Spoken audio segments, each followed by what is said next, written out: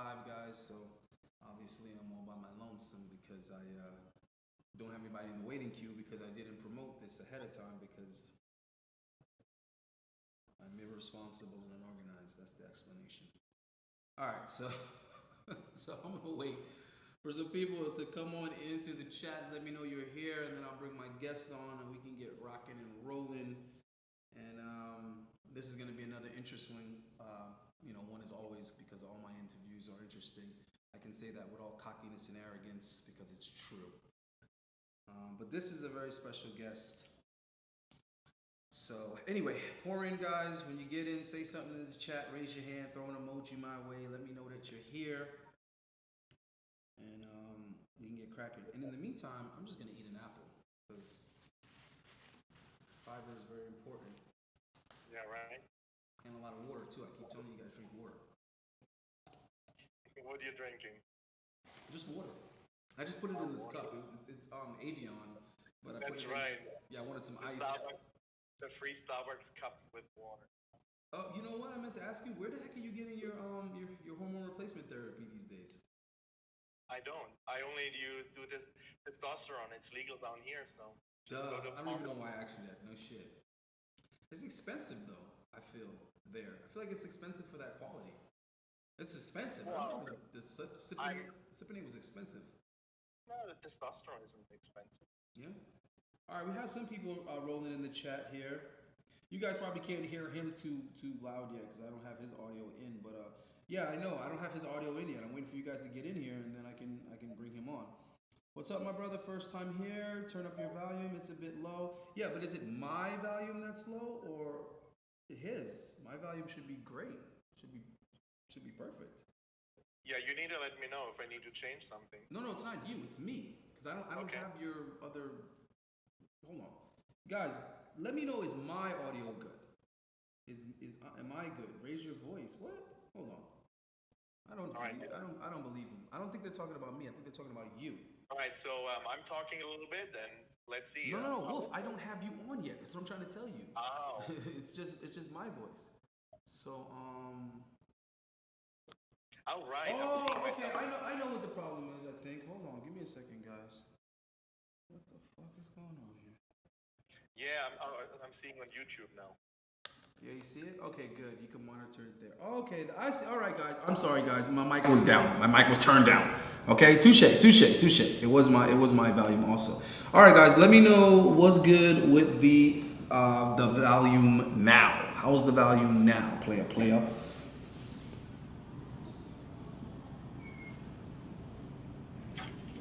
Yeah, the volume should be good on both of them. We'll get started. They say we can hear him. You are low. I'm the one that's low? Well, I should be good now because I just turned my mic up. Now it's good. Yeah, now everybody's good? All right. John Oliver Jones said it's perfect. All right. I like perfection. Yeah, I know, right? When we can get it. When we can get it, damn it. Yeah, one of these mics needs to be plugged in. Hold on, mic 1 or mic 2? One of these mics needs to be charged. So I want to charge that just to make sure we don't get any. I'm not sure which one is mic 1 and which one is mic 2. Okay, let me just see what's going on in the comments, Wolf, and then I'm going to pull you in. I'm going to introduce you and all that kind of stuff. Now it's good, perfect, you're good, you're Gucci. All right, I guess I'm not going to eat my apple. Shit. I thought it was going to take a little longer for these guys to get in here. Come on. Huh? Get on a 1 hour diet, you know? You know what? I'm starting a 100-day get shredded challenge, and I'm letting all the subs come in and join me. So I haven't started yet, so that's why I'm kind of maybe trying to fuck around just a little bit because I'm gonna get started and I'm gonna let all these guys do it. Maybe I should get on that. You should. Let's get ripped. Let's get shredded. You know what? You're the one. I remember so clearly the first time we met. We were at LA Fitness. LA Fitness in the locker room. Right. Okay. Yeah. We're getting ready to get in front of the mirror, and we started to fucking talk. And I know you can talk, and we started to talk about diet and keto and everything. And here we are, fucking years later. Years later. years later. Doing fucking great. You know what? We're both doing much better than we were at that time, so that's good. Well, definitely in a different place, you know. But we will talk about that. We'll definitely talk about that here in a second. But this apple is looking too fucking good, bro. This is the envy from Whole Foods. So I gotta. So why don't you do this? Why don't you eat your apple? Put my screen on if that's possible, and I introduce myself, and then we can jump in after that. Well, I wanted to give you an introduction. I wanted to give you a proper, not like smudging. No.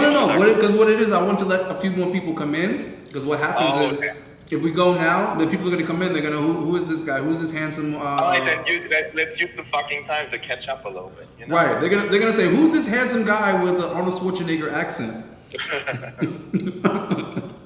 Yeah, and here, I'll be back, right? I know. That's what I'm saying. Yo, have you spoken to Joe lately? No, not in a long time. I spoke to him a couple months ago. His mother was really sick. I worked there a few months. And was it this year or last year? I don't even remember. No, it was last year. So, just we wanted to start something and they never did. So I flew all the way out there. Always nice to be back in the States. I want to go to Texas. So have you been in Miami all this time, or traveling? I mean, most of the time, because you know the whole pandemic shit. I wasn't trying to travel too much, but I did go. I went to Mexico. I was in Mexico in September. That was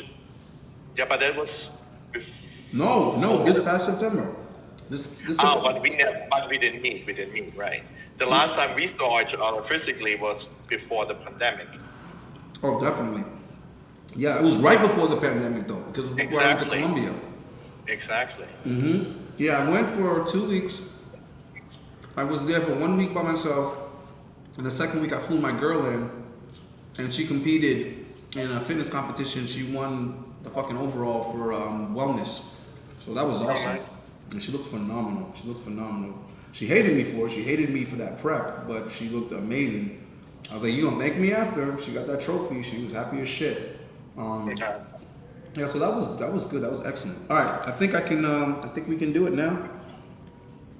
Yeah, let's get in there because it's coming up on 8 o'clock my time, 7 o'clock your time, right?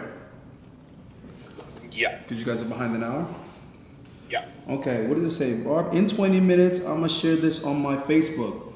Hey, we would appreciate that. Yeah, definitely get some more people in this live. It's gonna be interesting.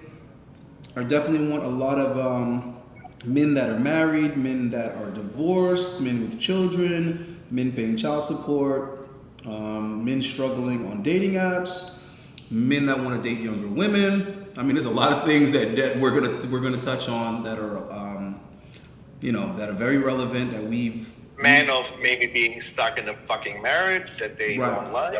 Yeah, a lot of things that we've been able to work on together and get some better results. So I want to share. One of the things is I'm not shy to say that I'm 55, so I definitely have paid my dues in relationships. So definitely it's not just for the 20, 30-year-olds here, but I have come from a little bit of an experience, little scars. No, I mean, there's guys of all age on the channel, so that's the good thing. Okay. And I'm just trying to let guys know there's life after a bad marriage. There's life after having to pay child support for 15 years, and there's. And at that time, many times it doesn't seem that way. No, that's the point. I want them to know there's hope. That's what I was trying to get across to you in 2017. I was like, woof, you're in the best years of your life. And you were like, no. I was like, Wolf, I'm telling you, you got to get a girl half your age. You didn't believe me. So, but yeah, we're going to get into it. Take one more bite of this apple and jump on. I'm thinking right about 10 will be the deadline. 8 p.m. will be the deadline. So whoever's in here at 8, we're going to get started. But I want as many people here as possible for your introduction, so they're not asking me, who is this guy? I don't get it. Who is this guy? How's the weather in Mexico City, by the way? Well, all my clients are all You English speaking, so I don't even have any business here in Mexico. No, I said, how's the weather? Oh, the weather. Sorry, I'm thinking you asked about the weather. It's amazing. It's like, it's summertime here now. It's the hottest time of the year. It goes up to like 33, I don't know what the fuck it is, like 80, 88 or something, 90, whatever, you know, and that's like the hottest. And people complain, oh my God, it's like really, like living in Florida for 19 years, you know, you get used to some heat. So, I mean, actually, the town that I'm living at is called Cuernavaca. It's an hour south of Mexico City. It's like over the hills. And one of the things, it's really high up, right? It's almost 3 kilometers up. So, 8,000 feet. And I came initially, I was going to the gym and like, fuck, you know, after like 10 minutes, I'm like done. And so once your body adjusts, it's pretty good. But the climate, therefore, is very different. So in Cuernavaca, which is an hour south of Mexico City, it's called also this Primavera Eternal, which is like everlasting spring. So eternal. That sounds like some Lost City shit. Some Dora the Explorer shit. Wait. Yeah, are there any pyramids in that area? I'm sorry?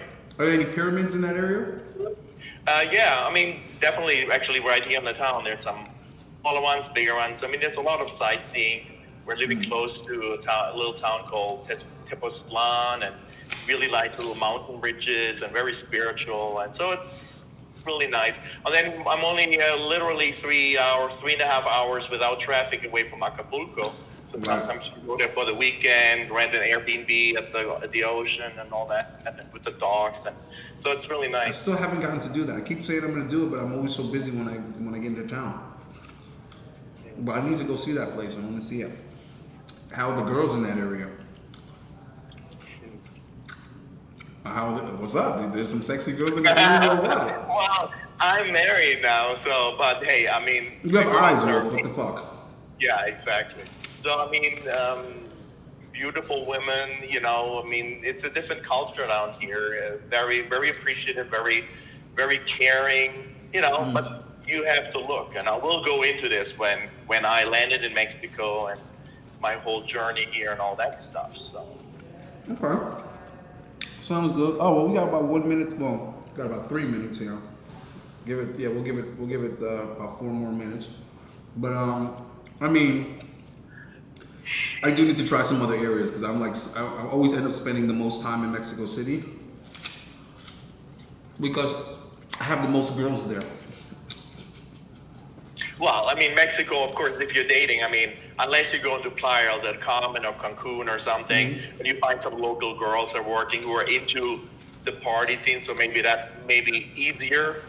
I still would definitely go the digital route, online, Tinder and all that, and that's what you taught me. You know, the pre-planning. I literally landed, I had a fucking date like the next day or something, you know, so. In Mexico, I meet probably 90% of the girls that I deal with in Mexico, I met them on Tinder. But the reason why is just simply because the language barrier. So Tinder allows me to establish the English-speaking girls from the non-English speaking girls. So that's why I but I'm telling you what I realized doing it for like a year until I find my wife now. I realized the first few months I did Tinder, and then somebody told me, why are you on Tinder? Go on Bumble. And I said, really? I thought Bumble doesn't work. Because it didn't but there it does. It didn't work for me in Miami. I never even went there, right. Date. And then here, I'm like, wow, these girls are educated, they speak proper English. So again, try out, like, those are big things when you go to the dating app. The quality of chicks is not the same. Of course. No, I agree with you 100%. Bumble is where you will find the educated ones. You know, maybe that's overgeneralizing it, but there's definitely a tendency. You know, I mean, different platforms like Twitter is not like... I agree with you 100% because Bumble is more professional, it's more business orientated. Yeah. People on Bumble are more concerned with career. You know what I mean? So, and then of course you're gonna have a huge advantage being a Western man. So we're gonna get into all of that. Right. Yeah, get the likes up, guys. I'm about to jump in now. What am I, about 2 minutes out? 3 minutes out. So I'm gonna jump in now. Brother, you biting on that apple for 15 minutes. Man, listen, you need to eat plenty of fruits and vegetables. Get your fiber and your micronutrients. All right? Everybody's always worried about macros. You need your micros too. On Andy, you eat apples like a savage. I eat everything like a savage, but you haven't seen what I do with a rack of ribs. I wish I would be able to slow eat. You know what? Many years ago, in the fucking 90s, I met this really older at that time. She was maybe 40 or 50, but she was in amazing shape. And she told me the most important thing is to eat very, very slow, like chew. Really chew for a while. And to make the food really small. No, to get the enzymes in. You really get the enzymes from you. You know, he used to say that? Frank Zane. He used to say that he spent a lot of time chewing his food and making it as small as possible so that it had more surface area. Especially when you're on the diet, especially when you're on the diet, right? With your challenge coming up, I think it's really important to kind of, hey, you know what, let me enjoy it. Maybe if it doesn't taste that fucking great, if I just eat some chicken breast or something. No, you're right.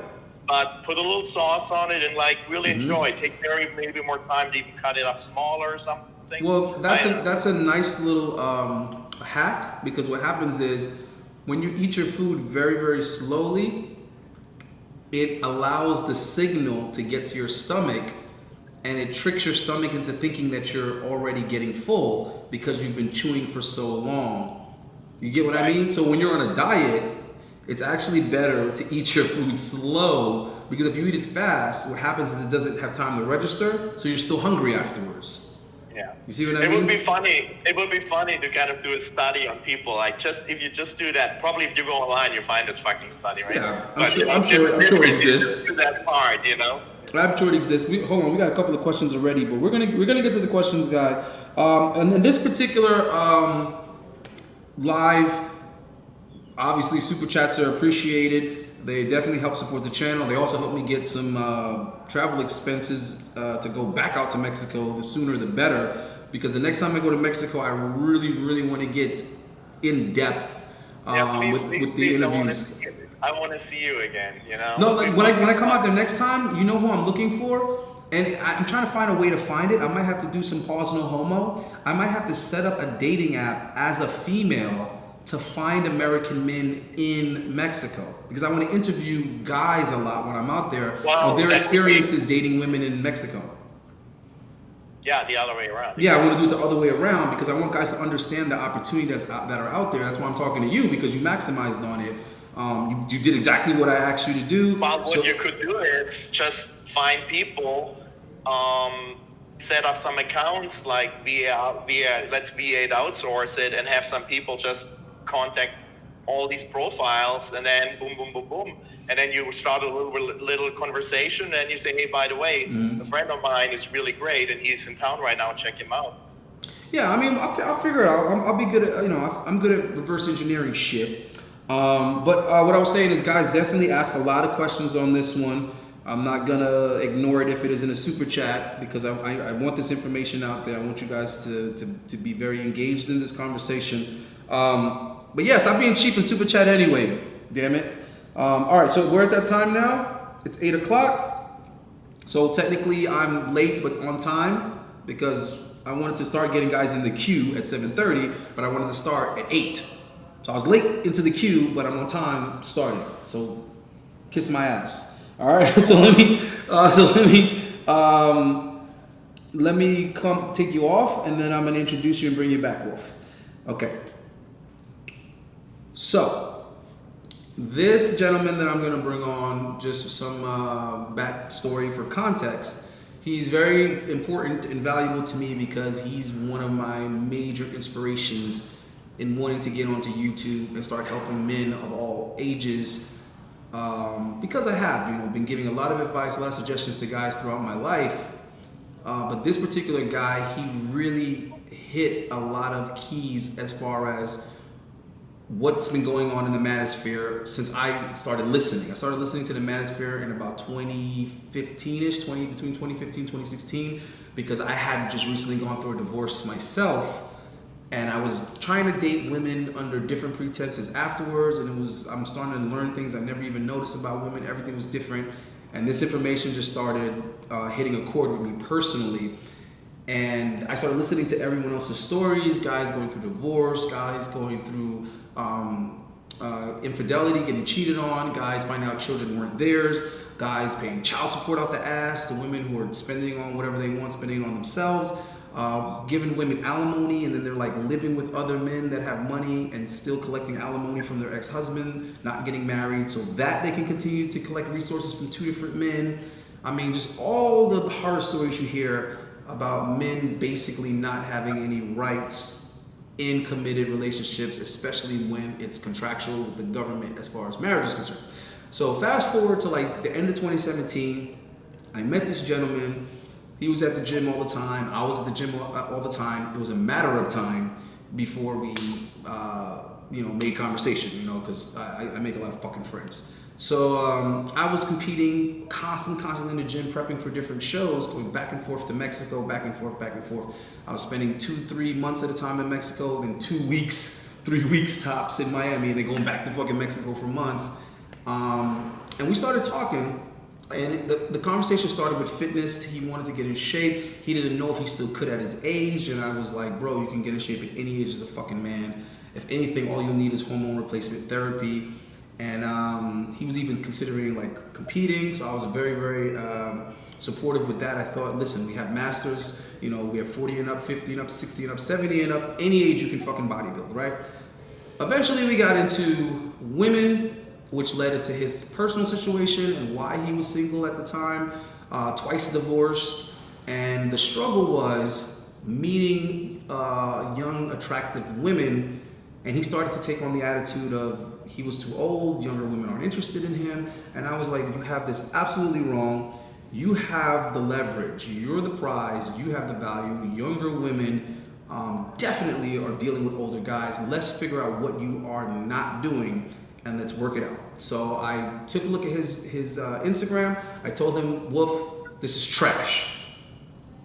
Burn this. This is not making any pussies wet. I said, let me see your Tinder. Right? He said, oh, I'm matching every once in a while. It's not what I would like it to be. The girls don't respond. They flake on dates. They cancel, whatever. I'm not having a lot of success with it. They waste my fucking time. I'm thinking I got a date with a girl. I'm getting ready, blah, blah, blah. It goes nowhere. I'm getting frustrated. I'm about to delete it. I said, let me see your Tinder. I looked at it. I said, Wolf, this is also trash. Right? We're going to fix this. From now on, your dick is my dick. Right? So I did a full overhaul over his Instagram. I'm going to let him tell you about it. The point is, he started getting great results to the point where that was no longer an issue. He was off and running, doing his own thing, had plenty of dates set up. He's getting more pussy than me. I was doing the celibate thing other than when I'm in Mexico, because I would be celibate in Miami and I'd get my dick wetter than the ocean in Mexico. That was my pattern. And the next time he hit me up with an issue, it was him wanting to leave the country. I'll also let him tell you about that, but needless to say, it went well. So without further ado, I'm gonna bring him on. It's the man himself, the Wolf of Miami. What's up, brother? Hey, okay, awesome. Great to be here. Thank you for coming, brother. So tell us a bit about your situation, but I want you to kind of start back like from maybe 2010, 2012. Let's maybe the end of the last marriage. Let's kind of start from there. Okay, well, I guess just to quickly give the whole perspective, let's start from kind of like that, the whole perspective. I guess the time frame is important. Mm-hmm. And I go through it quickly. I was living in New York, doing what I'm doing now. I have a full service digital agency. And I met her and we were clubbing, right? We were partying. I was my MDNA and whatever. And it was awesome. So we were sitting literally next to each other, and I was actually putting my hand around her, and I think, by the way, what's this guy? There was a guy standing right next to her. I said, that's my boyfriend. And I was like, what the fuck? But you know what, we're partying and all this, and I was young, and when you're young, you don't see these signs, and that's the first, problem that sometimes you need to really be aware of the situation I think you're in, but I'll talk about that. So anyway, so we got together, and I thought I could help her from the bottom of my heart. It would be true love and all that stuff. And then we got a child, our first child. We moved to Florida, and then I did the whole family life there. Everything was pretty good for a while, for a few years, but then things turned pretty quickly bad, and just disrespectful. I think disrespect was the biggest issue that I saw.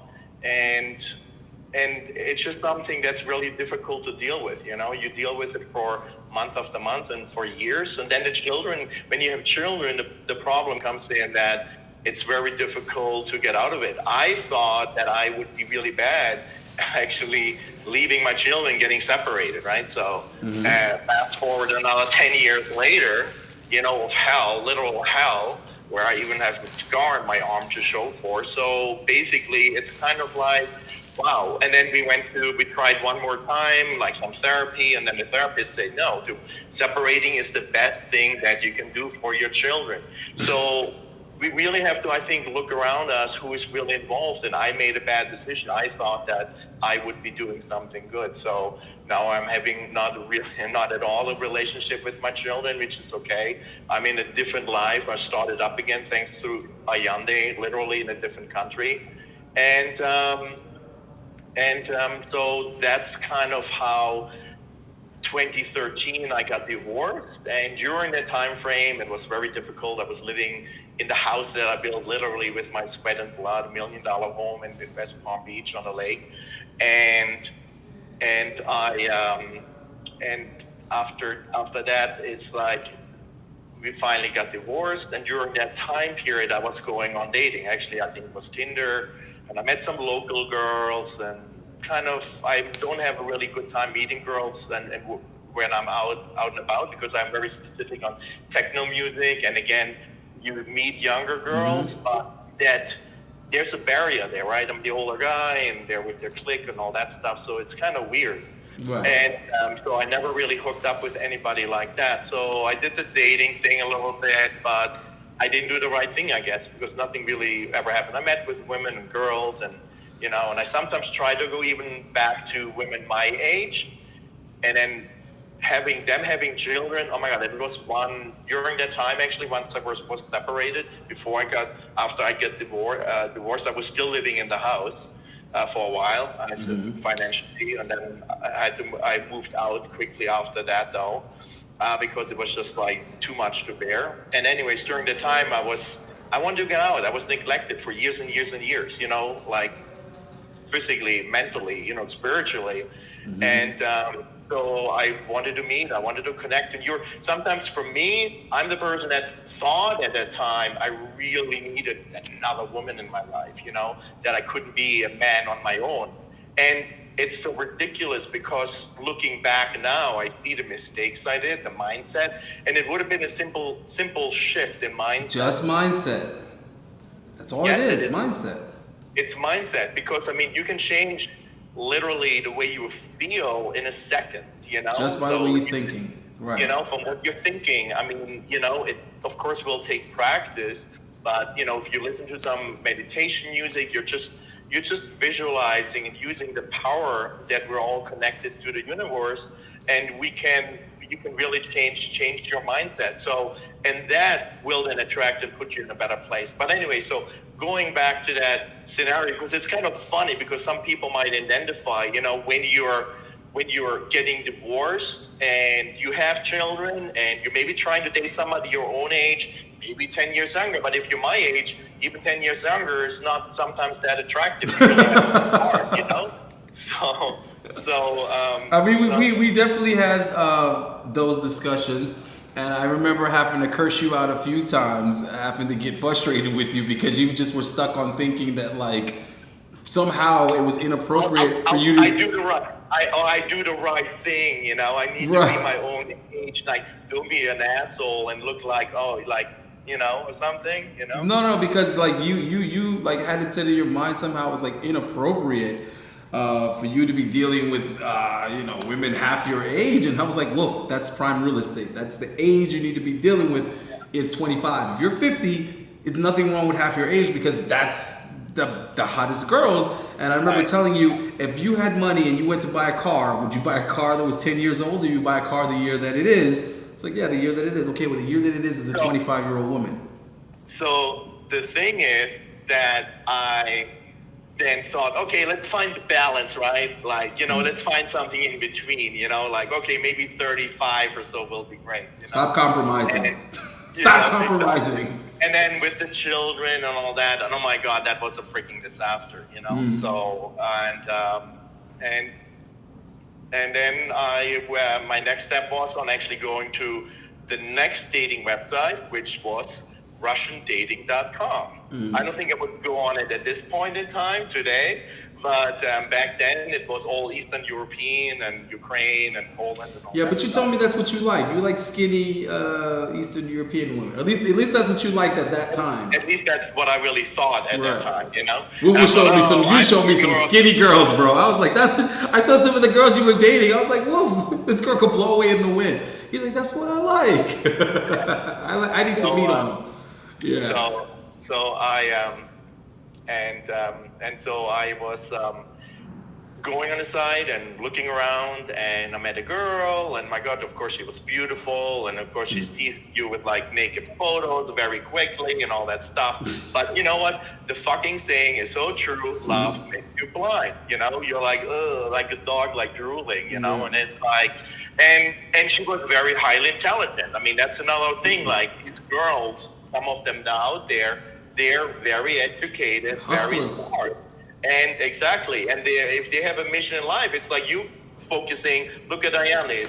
Shit, like the way he looks, doesn't just happen by itself. Right. So there are women out there. They have a mindset that trains them to be so able to perceive somebody, you know, to put the right things in place. And especially when you're under the influence of these fucking love hormones and all that time. And then I didn't see her. I mean, we started to date very quickly. Literally 4 weeks later, I was in the fucking Ukraine, you know. Literally, that's actually funny. In the Donbass region right now, where the heavy shelling is going on, you know, and so I flew back 7 fucking times to get this girl over until she finally was in the United States.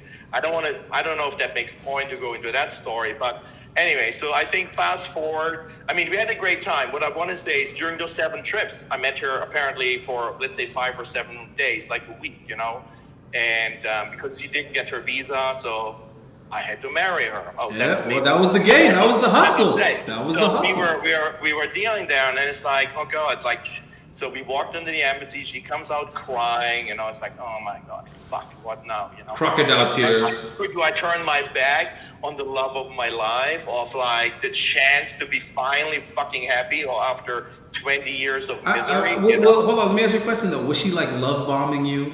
Was she just like telling you, "I love you so much, thank you so much"? She was saying kind of what I wanted to hear. You know, that's the point, right? You kind of figure out, oh, I'm Pisces, I'm very lovely. Well, let me ask you this: did you tell her that you were coming out of a divorce? Oh, of course. That's the thing. You have women that they prey on men that are coming out of divorce because they know that they're an easy target. All they have to do is listen and just pretend to not be like your ex-wife. Pretend to be all the things your ex-wife wasn't, and then you let your guard down, and then gotcha, bitch. Right. Yeah. So I said, okay, so what the fuck do I do? You know, do I turn my back and walk away from this, or let's just get fucking married? You know, I've done it before, so. And so I got the whole Russian ceremony thing. I didn't understand the fucking word what I signed. I don't know if that's legally something to bring up later. But you know, we got to actually fast forward. Of course, that was another marriage, so I mean that was the last one before. That was fuck up number 2. That's fuck up number 2. And the funny thing is, so I wasn't really able, when you go there just for 5 days, or when you're meeting somebody long distance, it doesn't really matter if it's overseas or what it is. One of the things that I want to tell you guys is that, you know, when you only see somebody for a few days at a time before you have a chance to really connect, you don't know. That is not enough fucking time to know who that person is. The daily living, at least being together. I mean, if you're thinking about a long-term relationship, just hooking up and fucking around, I mean, we're not talking about that right now, right? We're talking about somebody that you seriously consider maybe bringing into your life. You need to know who they are. And I feel, at least that's my perspective. I don't know if I'm wrong, well, but... I'm going to be getting into... I'm actually going to be getting into interviewing some private investigators and talking about what are the key things that guys need to look for when vetting women, how to hire a private eye and have her properly investigated because this shit's not a game, and these women have ulterior motives almost all of the time. See, this is the thing. Women are gonna think with emotions regardless. So what happens is, if she doesn't have this, burning desire that these guys talk about for you, which is an extreme, they're not thinking clearly, they're not thinking logically when they're, madly in love with a particular guy, and it's usually never a guy that's in love with them back. It's never that. It's never a guy that wants them the same way. But the point I'm making is that they're that end of the emotional spectrum for this particular guy, so they're not thinking rational, right? Now, she loves that guy. She's still a danger to that guy with that amount of emotion, because if he hurts her, breaks her heart, now she can lash out and do anything revengeful to destroy this guy's life simply because he doesn't want to be with her. But here's the thing though, when the emotion isn't going in that direction, the emotion is going in another direction. Like, I want this, this, and this, and I'm willing to manipulate a man, trick a man, do whatever to get it. So women have to be very, very well investigated. You said that it's not enough time to get to know the person. I'm of the belief that it has nothing to do with time. I believe that it has to do with actual occurrences. If you haven't seen how this woman behaves in a particular situation, you have no idea. I don't care if you've known her for 10 years. And that's how a lot of guys set themselves up, and then they feel like they're divorcing a completely different person than the person they married. Because they're like, this isn't the woman that I married. Who is this person? She's a stranger. No, what it is that you've never seen her in divorce. That's what it is. You've never seen her in divorce. So what a woman does, says, and how she behaves in any particular situation is always going to be a wild card. You don't know what a woman's like when she's pregnant. You don't know what a woman's like when she's a mother. You don't know what a woman's like when she's unemployed. You don't know what a woman's like when she's married. You don't know until you've seen her in that position. What do you think you can glean from hiring an investigator? I mean, of course, criminal records and how many marriages and all those kind of statistics. Oh, well, I'm talking about at least this. Hold on, there's a lot that you can get from a private investigator. Because here's the thing: what you do is you listen to everything she tells you, you document everything that she gives you, whatever narrative she gives you, and then let the private investigator investigate her for a week or two. And if what she's been telling you in that 2-week span doesn't line up with what he's telling you, oh yeah, babe, I'm just over here at the nail place getting my nails done. And the investigator was like, at 4 p.m., she was not at the nail place. She absolutely was not at the nail place. She was at this particular condo. She was at this apartment building at 4:30 p.m. on that day. Well, I guess therefore the initial dating time actually would be the perfect time to kind of see. That's what I'm trying to say, because the private investigator can't tell you, will this woman really love you or something like that, but he can establish her level of honesty is what he can do. Is she at least telling you that she's with who she says she's with, where she says she is? Yeah, you're absolutely right. Because for me, it's always, I think I'm fucking trusting. I say all the shit out. I always was very honest. And you know me, I did this and did, I like this and did that. And so for me, it's like, okay, I quickly figure out. But then if you hear lies coming across, or deceit, or white lies, or whatever you want to fucking call it. It doesn't matter. If she lies about little stuff, she's guaranteed to lie about big stuff. Exactly. Then you right away, you can say like, you know what, that's maybe not the right person here. That's what I'm trying to tell you. So I tell guys all the time, when you catch a bitch lying, you see something isn't adding up, further investigate, do not confront her. That's the opposite of what guys do. Every guy, they're always telling me, yeah, so I found this in her phone and I found this, so I confronted her about it. It's like, yeah, you should be calm and exactly, be calm. A little bit more, a little bit deeper. Because, see, this is what guys don't realize. When you do that, not only are you showing your hand, okay, but you're doing what got you in that situation in the first place, which is being forthcoming with information and being honest while she's withholding. So you got to flip the script and you start withholding. It's actually interesting if you look at it from a financial perspective. I mean, you know, whenever you go in a business venture and you want to put in, let's say, $1 million, you want to build a $1 million business, put in $1 million. Well, you want to make sure you're investing in the right thing, and you're looking at all the data and all the backs and forth. Yeah, exactly. And you're like, oh yeah, come in my life, let's get married. And even though the time frame might be longer than starting a business, suddenly you're like stuck with like, where's my home? Oh, my $1 million home. Oh, okay, it's gone. Yeah, well, I mean, I say that all the time. I noticed this shit when I was a teenager.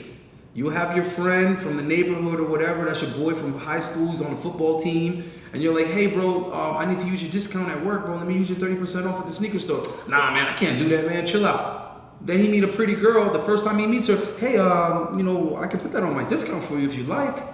Well, what the fuck just happened, bro? You've known this kid for fucking 4 years. You've been playing football with this guy on your team, and he can't get your discount, but you've known this girl for 4 minutes, and you're offering your discount.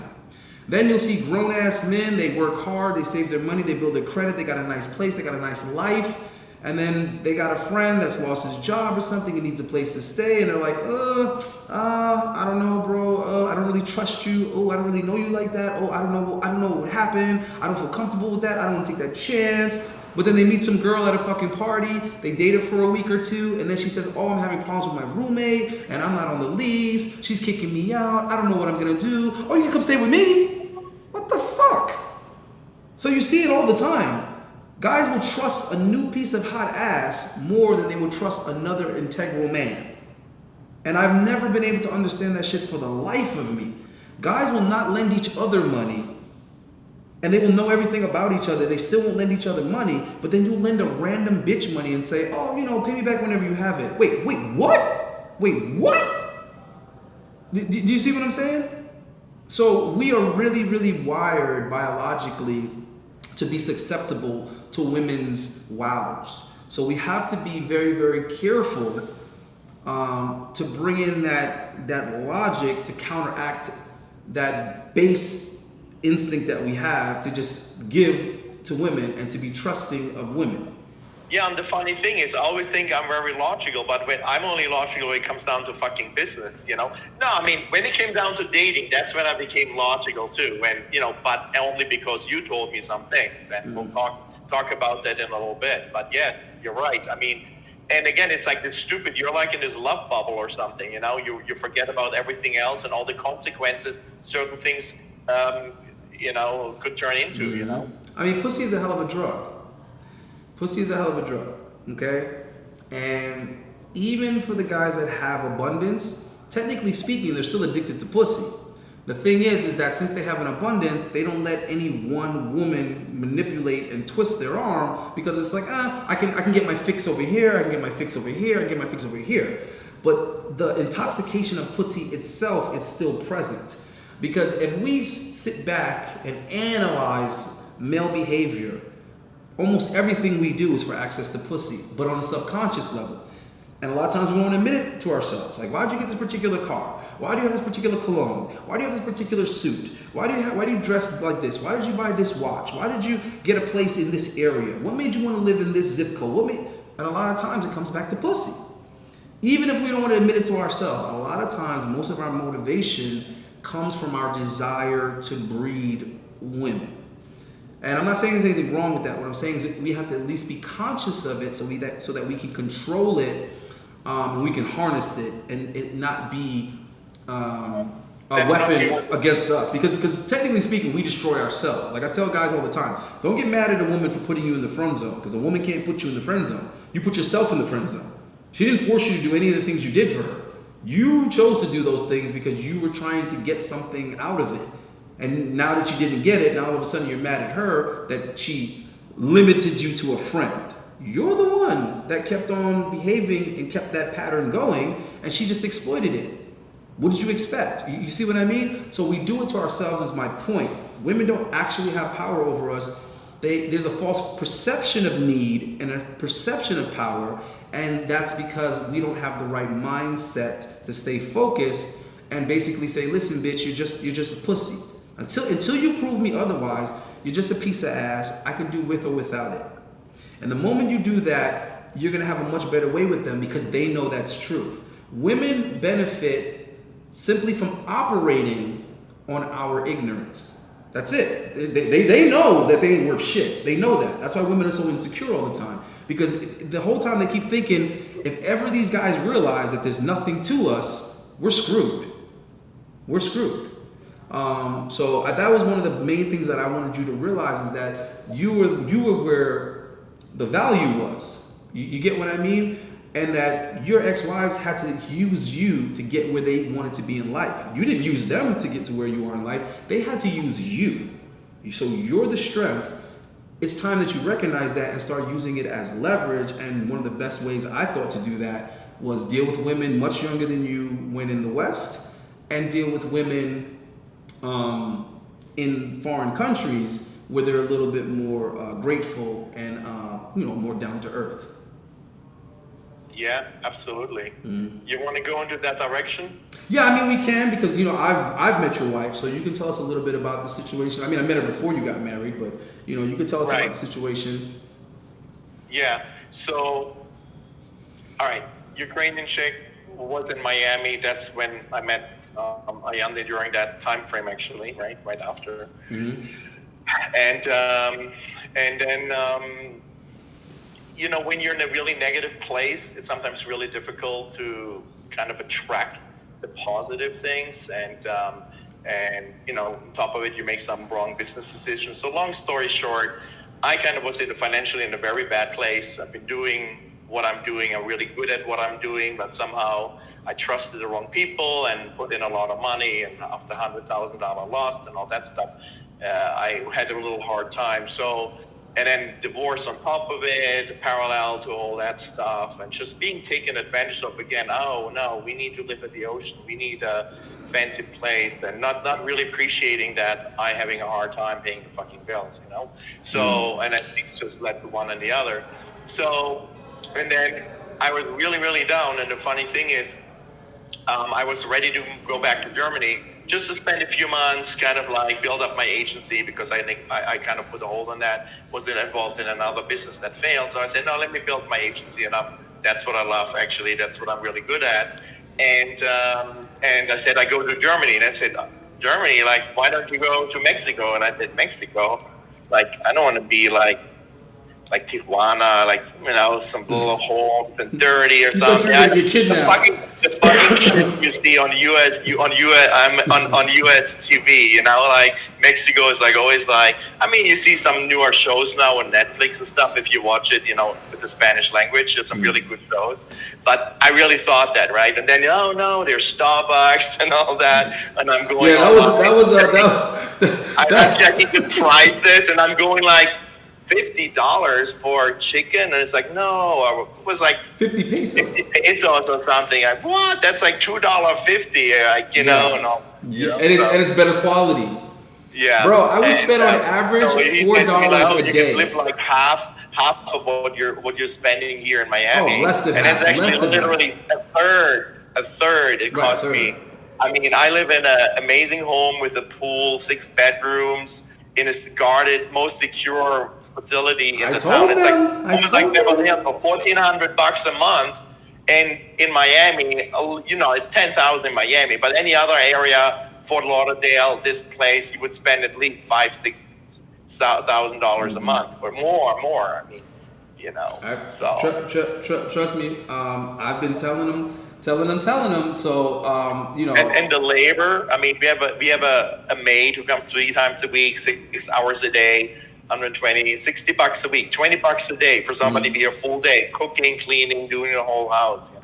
So I never really thought, because I always had my kids at one point. I thought, okay, I can't leave. But when that opportunity kind of opened up, they're out of the house now, older. I don't have that relationship with them anyways.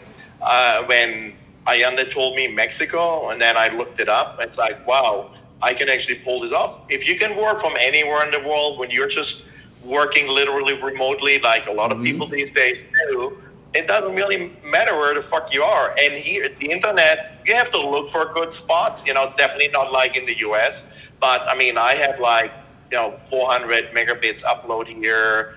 It's stable, power is stable, all that. So, you have a couple of little flickers here and there. But from the infrastructure, it's amazing. You have all the U.S. stores, Starbucks, Costco, Walmart, Starbucks, movie theaters, the same quality, exact same leather VIP chair. Yeah. Wait, what's the last movie we saw together there? I think the last movie we saw together there was Gemini Man. Was that it? That's funny with Will Smith. Could be. We always watching movies there. You were cursing. You didn't like it or something, right? I thought I liked the concept, but I thought the way they did it I thought it could have been better. But definitely the quality of the movie theaters. I mean, if we could even talk about that, just to give people some context. It would blow your mind how much better it is out there. It's guys, it's better. I watched Avengers. I watched the second and third Avengers both in Mexico.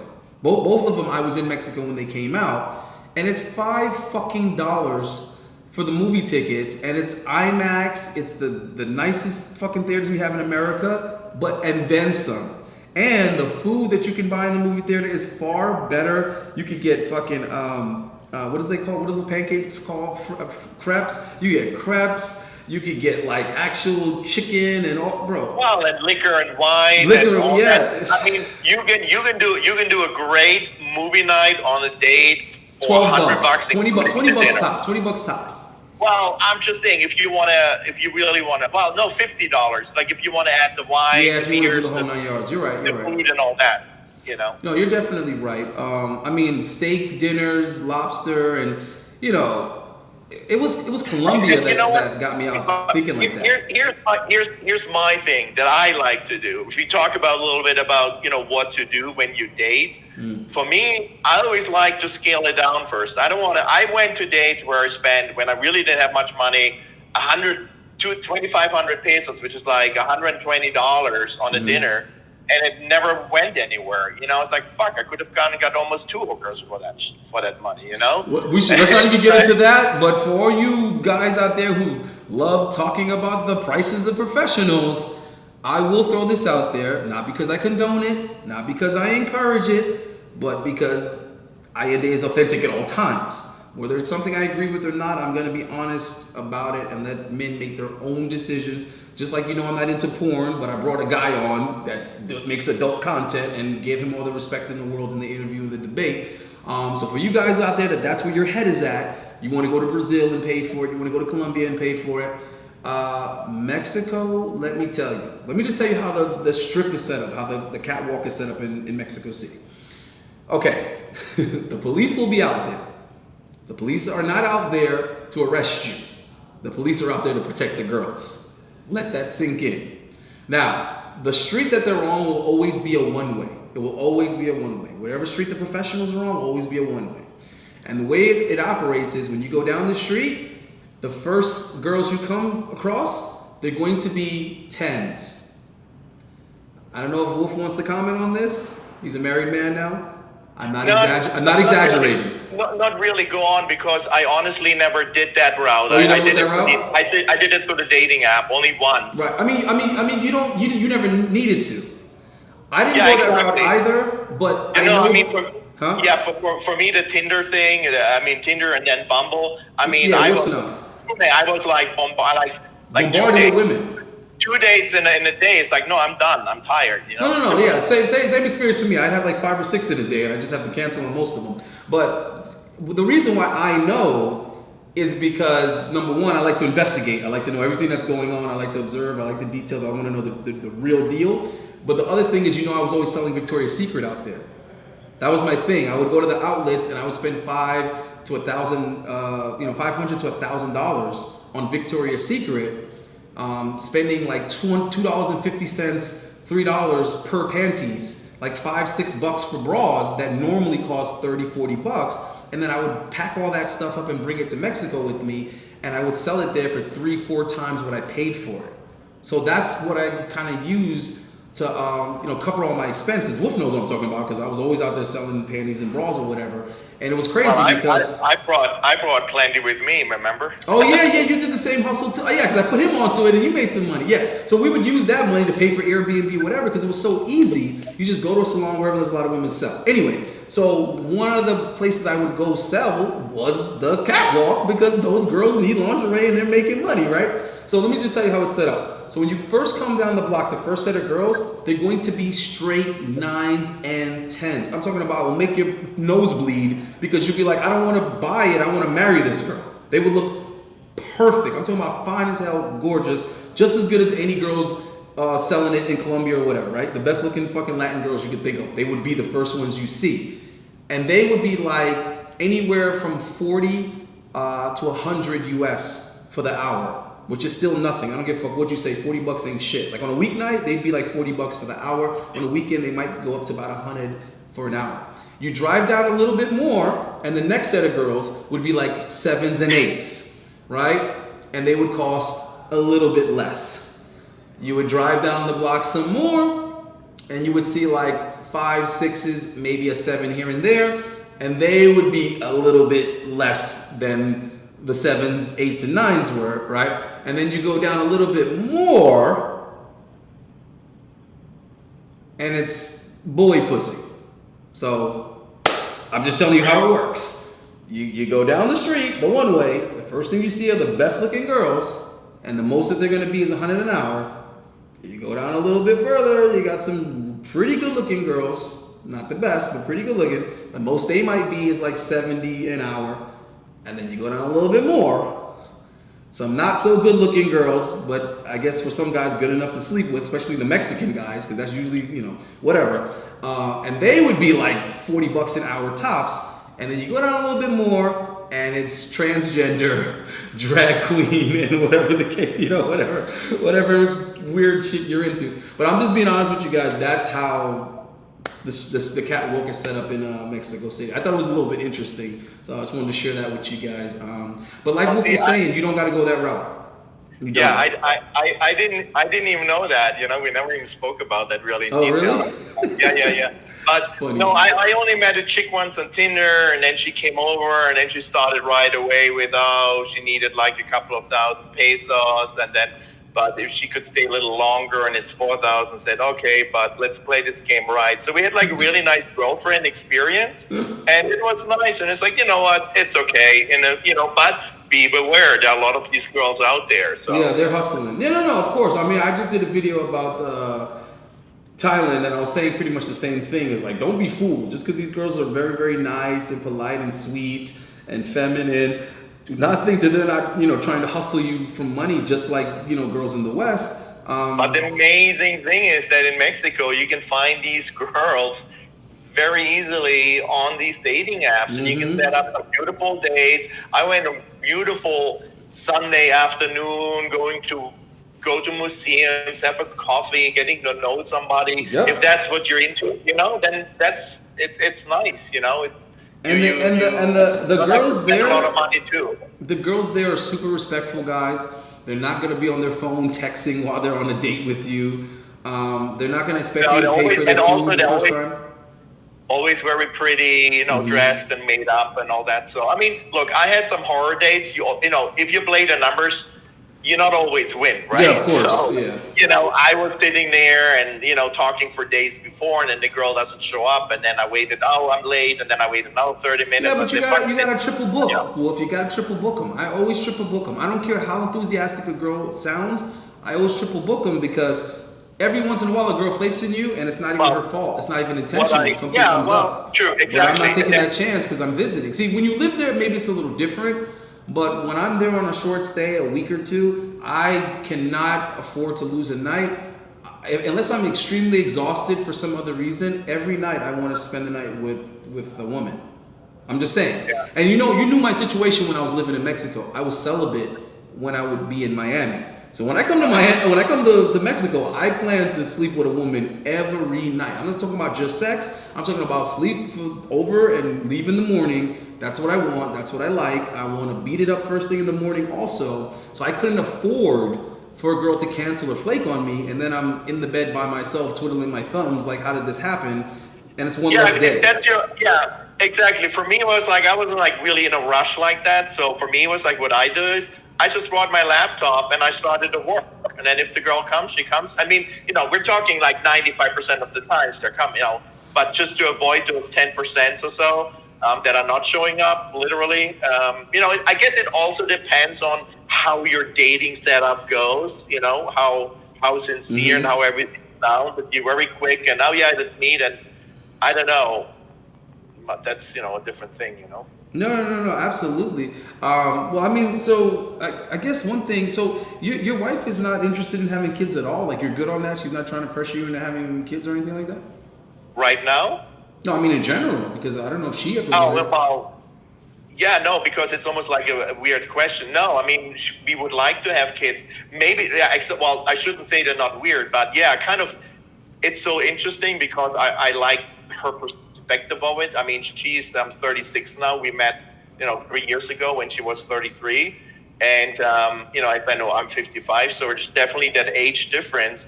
but it really doesn't come across from our perspective, I mean, at least not from my perspective. I mean, I'm also like working out and all that. So that's, of course, one of the things you do want to consider. You're a little bit out of shape or so, maybe it's one thing to kind of try to come over. So I think your challenge will be good for that, to kind of kickstart your body, to kind of put you in that you want to, when you pick somebody up, you want to look like your best, so they're like, wow, not just like, okay, I have to or something. Well, I mean, that's what I would tell guys to do, is like really, really make a plan.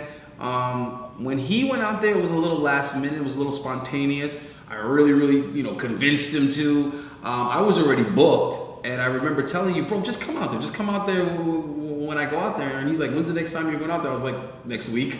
He was like, oh man, that's kind of cutting it close. And he went and took the initiative to look up tickets, and you had actually found a dirt cheap ticket because it was actually on Christmas Day. I remember that. And you were like, I don't celebrate Christmas anyway. So yeah, he kind of went out there last minute. I think you booked your ticket, 4 or 5 days before you actually flew out? I know it was like a week or less. Well, for me, it was literally, the ticket was free. I didn't even know that was really actually weird how things came together. How I knew that you're opening the door, go to fucking Mexico, was, so to speak, like signed by the universe to me, because the ticket was free. I flew JetBlue over the years, business meetings here and there and whatnot, and I collected all these points, miles, whatever the fuck, and I'm going online and see, I don't know, oh shit, let me see. I go to JetBlue, type in Mexico City, and said, oh, type in your member number. I typed in my member number, ticket free, only $18 for taxes or fees or something, for the tax stuff. And I exactly had enough points for the ticket. It was exactly enough. Let's go through some of these comments. I know somebody sent a super chat, so let me just check on it and thank him for that. So real quick.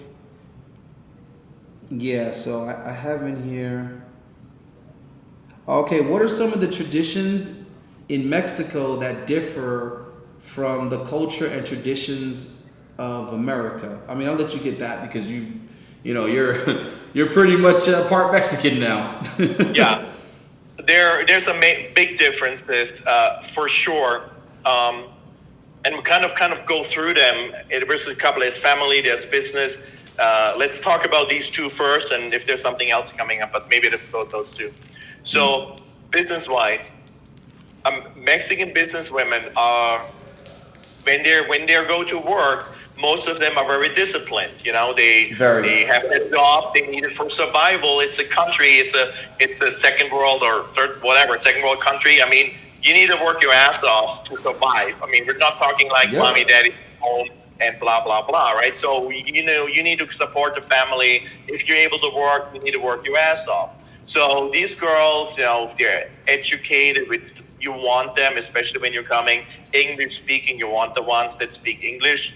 And so that definitely shrinks down that thing, down quite a bit. That's why using the dating app to figure that out, what's their language level, you start seeing that when they chat. But the point of the business is they're working hard. They're working till 7, 8 o'clock at night. Yeah. It's very difficult. to, the Sundays, you go on a that's the Sundays, you meet them at the Starbucks or go to the museum or take them out Saturday night, whatever. But then the week comes. So if you're okay with not seeing them until maybe 2 weeks later, because the next weekend, they have a family event, which happens literally every weekend. So I'm just saying, it's a different culture. The culture of working during the day, coming home, going to the gym. It's 10, 11 o'clock at night. I go to sleep, wake up at 7, go in the subway for an hour or two. It's hard. And I appreciate But that's why they're so happy. That's exactly. why they're so happy there. But you need to be in a position to kind of say, okay, is that what I'm looking for? No, but here's the thing, Wolf, there's a solution to that. See, this is the thing. You have to look at the tone. In those countries, because Mexico isn't the only country like that. The countries where the people have to work so hard and so much, and they can't miss a beat. If they call in sick or they're late to work, they will just get fired and replaced because there's more people needing work and wanting work than there is work available. So what happens is since they work so damn much, they really treasure their time off. But also the problem with that is their time off is exclusively for friends and family. because everybody has such limited time. But that's why they're so damn happy. When you're in Mexico, people are just so happy to go out to have pizza and beer with their friends. And you see a lot of mixed friends. Girls and guys are friends out there. That's normal out there. Groups of guys and girls, and nobody's dating anybody. They're just friends. But exactly. I try to tell guys the way that you need to go into Mexico. What Wolf has is a little bit different because his woman works, he works, they built a life together. That's beautiful, it's awesome. But what I suggest that most guys do, if you can afford it, if you're making enough money, anybody that's making 60, 65K a year or more, you need to go out there with the mentality of finding a woman, vetting a woman, dating a woman, and taking her out of her job. And what's gonna happen is that level of obedience and respect and submission that she has for her boss and her work, it's gonna translate over to you. Because in her mind, it's the same shit. In her mind, she just got a new job. She just got a better job in her mind. Like, I don't have to go work for them anymore to survive. Now I work for my man to survive. So whatever he requires of me, whatever he tells me to do, that's the new workload. And I can't afford to lose it, or else I'm gonna have to go back to waiting tables. I'm gonna have to go back to cleaning toilets. I'm gonna have to go back to whatever. And Mexico is a place where you can meet women in their 20s that have never had children before. They have never had their hair professionally done. They have never had their nails and their toes. They've never had a pedicure and a manicure. They've never had a facial, and they will be gorgeous. What I'm trying to tell you is that there's an abundance of girls like that who have never had that type of disposable income in their life ever. And to get their hair done might be $30. To get their nails done might be 15. So what I'm trying to say is if you bring your wallet, you literally can just tell a woman, I really like you. We've been seeing each other for a little bit. I want to be with you. I want to take care of you. You don't have to work anymore. Quit your punk ass job because I work remotely making $50 an hour and you're going to work to make $6 an hour. It doesn't make any sense. Quit your fucking job. Just stay home. I'll put a couple babies in you and I'll take care of you. And you won't have to worry about the disloyalty, the dishonesty, the ungratefulness, the disrespect. You know what I'm saying? The contending with you, trying to compete with you. You won't have to worry about any of that shit that you deal with American women because the mechanism is simple. American women don't fucking need you. They can just go work. And they can work and make a relatively decent money. So instead of listening to you, they'd rather go listen to an employer. Whereas in Mexico, it's the reverse. They would rather stay home and listen to you. Trust me. Go ahead, Wolf. Yeah, absolutely. And I mean, the salary differences are just tremendous. Our maid, $20 a day. I mean, when you talk about women who are working in typical office jobs, we're talking 20,000, maybe 18,000 pesos. That's $900 a month. Let's say $1,000 a month. That's the salary. Yep. So when you come in and you're able to spend $50 for dinner for a night, that's very appreciated. So a dollar goes a long way in Mexico. So and the women, as I said, they're hardworking. And coming back to this, you're gonna maybe finish the other side of it. From the family side, very, very family oriented. Very. The weekends are many times booked. You have the other thing is when you have the female, I mean the woman, she's very attached to her mother typically. So there's this really close relationship. Many times, many times, the girl lives. Literally 98% of the times, the woman still lives with her parents. Was the case with my or very close. Or very close or something. Mm-hmm. So and so you need to deal with that, you know what I mean? Because sex might be not that easy unless you maybe in your Airbnb or something. So make sure you have the proper place. You have to have that. I do want to put one more thing on there because it might be on guys' minds, and it should be if you're following a natural train of thought. I know some guys are probably thinking to themselves, but Allende, everywhere that has poor people also has rich people. So they must be guys there that make good money and have money. Absolutely. And those guys are either in the mafia or they're in the government. Or they could just be business owners. But even business. But I think more important so it doesn't matter where they are. I think more important so is what the culture is and their culture. Hold on. That's where I was going. That's where I was going with that. Oh, okay. It doesn't matter why this guy has more money than the average person, the thing that you have to take into consideration why you're still a mega catch is because the guys in the country, whether it's Colombia or Mexico or any of the countries like that, the Latin guys that make good money in these third world countries, they treat the women like shit. That's what it is. The way the culture is set up, they're very, very like, I don't even want to say abusive, but they don't treat them well. They treat them like they're nothing.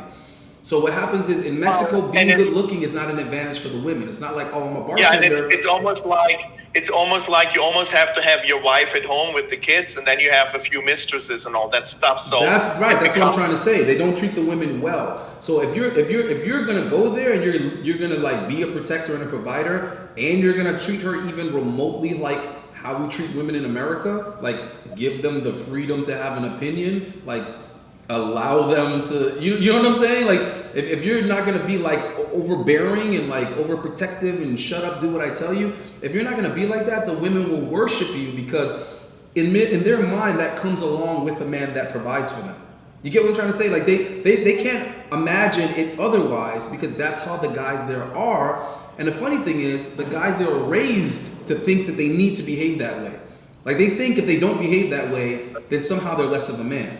So it's very interesting, the dynamic, and that's why a lot of the women prefer to just work hard rather than be with a man because they don't want to be with a man from their culture because once he's making good money, he tends to treat them poorly, and these women have the internet. So they know that in other parts of the world, women don't get treated like that, which is interesting because that's just human nature. You'll tolerate something if you didn't know that it could not be that way.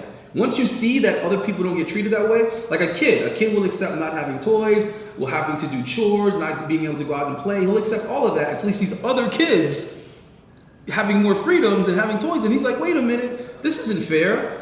So I just want you guys to have a good understanding of the culture and the landscape and how you need to conduct yourself, like, figure out what it is that you want and what you're comfortable with, what type of dynamic. But we're just trying to paint the picture as to what Mexico is really like, because I have the internet too, guys. I watch content too, and guess what? I'm yet to really hear people describe Mexico like how it actually is. All you see is all this blogging in fucking Tulum, bro. Tulum is not like Mexico, bro. It's just like a nice little place on the beach where people go instead of Cancun. Right. It's not like reality. It's not like how it really is in the towns and the cities. So I just want you guys to know how the culture is. And like Wolf was saying, the women are extremely busy. That's part of why I book multiple girls per night, because a girl can tell me, oh, Wednesday, I see you. I'm so excited. I can't wait. And then Wednesday come, oh, baby, I cannot because my boss called. He tell me I have to come. If I don't come, I'm fired. Straight up. And a lot of times I can't even pay the bitch. A lot of times I can't even be like, listen, what do you make?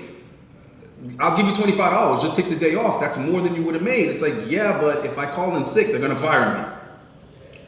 That's how much an asshole the employers are in Mexico, bro. The employees treat. Oh, that's another thing I want to mention. The employers treat the women like shit. I remember the first time I went to Mexico. It was Guadalajara, and it was 2009 or Yes, 2009 was the first time I ever had been to Mexico. I went there on a tour. I was dancing, but I was there for 9 days. And I remember I went to Hard Rock Cafe in Guadalajara, and I saw like the most beautiful waitress. And every table that she went to, the guys were like super creepy. They were like being super rude to her, talking sexual. Every time she like grabbed the tray and turned around, they'd slap her on the ass. And I was like, what the fuck? I was like, bro, you go to jail in America doing some shit like that. And at the end, I was paying close attention because every time she closed out a tab, I was trying to see like, do they even tip her well? And that's when I noticed that being beautiful in Mexico, they don't tip the girls better. They don't make any more money, bro. An ugly waitress makes the same as a beautiful waitress. And it really blew my mind because I was like, monetizing your looks in this country is like almost non-existent. When you go to the strip club, none of the girls are making money unless they're prostituting. Straight up. Like they're not making money to dance, they don't make money to strip, they don't make money to do, nothing. Everything is straight up. They come over to you. They ask you how much. They basically offer you it and give you a price. And when you say no, thank you, they start lowering the price. And I'm just like, you guys don't like dance? And I went to several strip clubs in Mexico just out of curiosity, and I'm telling you, they were all the same.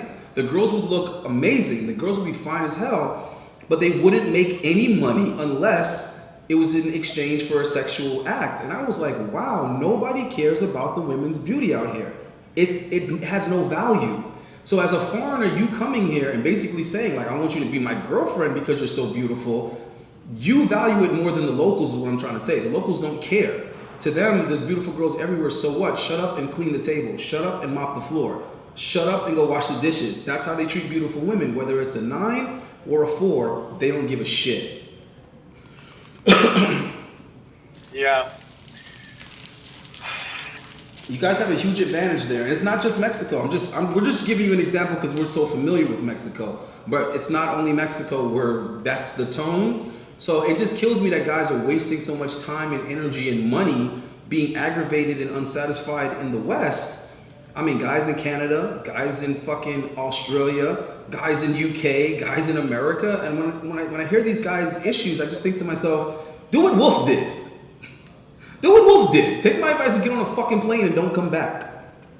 Best advice ever. Yeah. Change your fucking life, bro. Change your life. And you, Yeah, at that time, you were so depressed. I remember you just were like, ugh. You were so stressed.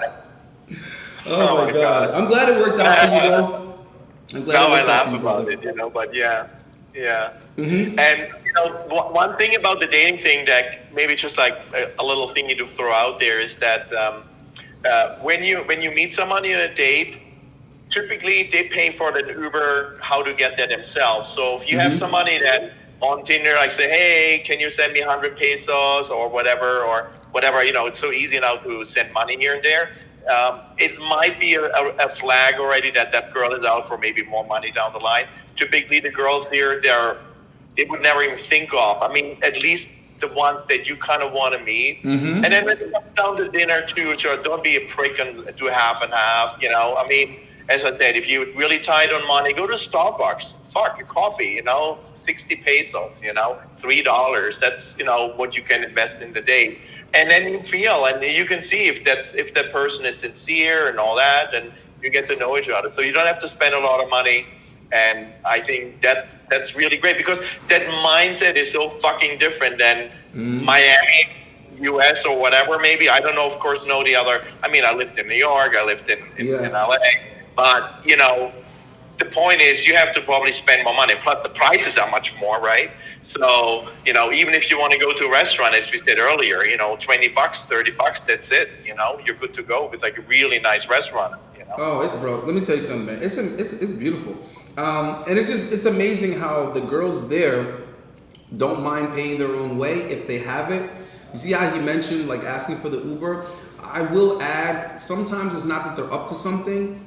Sometimes it's simply that they actually don't have it. Like they really want to see you, but they really can't afford it. Yeah, true. So they might just mention it to you like, listen, I can't, can you take care of my Uber? They're genuinely asking because they want to spend time with you. They want to, spend time with But here's the thing. I mean, when you deal with really educated, that was my goal to kind of go up. Well, I'm talking about younger women. I was going to throw that in there. I'm talking about girls that are 25, 23, because you're not doing that. But when I go to Mexico, I'm dealing with girls that are anywhere from 22 to 26. So sometimes they actually don't have it, and they're legitimately asking me like, yo, it's a little bit of a distance. This Uber is $8. Yeah, $8 to us is nothing, but to them, $8 is like shit. That's like 2 hours of work. And then think about it, to go back, it's another $8. So it might be $16 or $20 for them to come to my hotel and go back. So to them, that's a lot of money.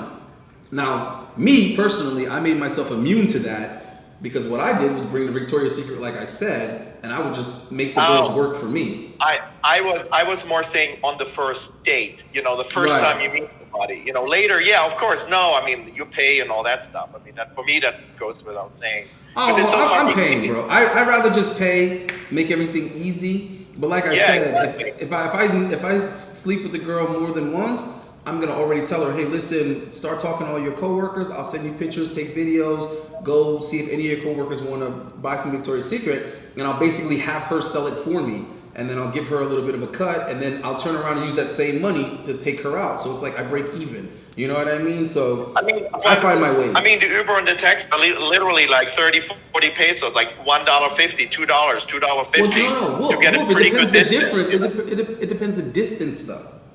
That's the thing. I know, but what I was saying, when you're like in the city center in Mexico, typically it's like 250, like 30, like really 50 cheap, pesos.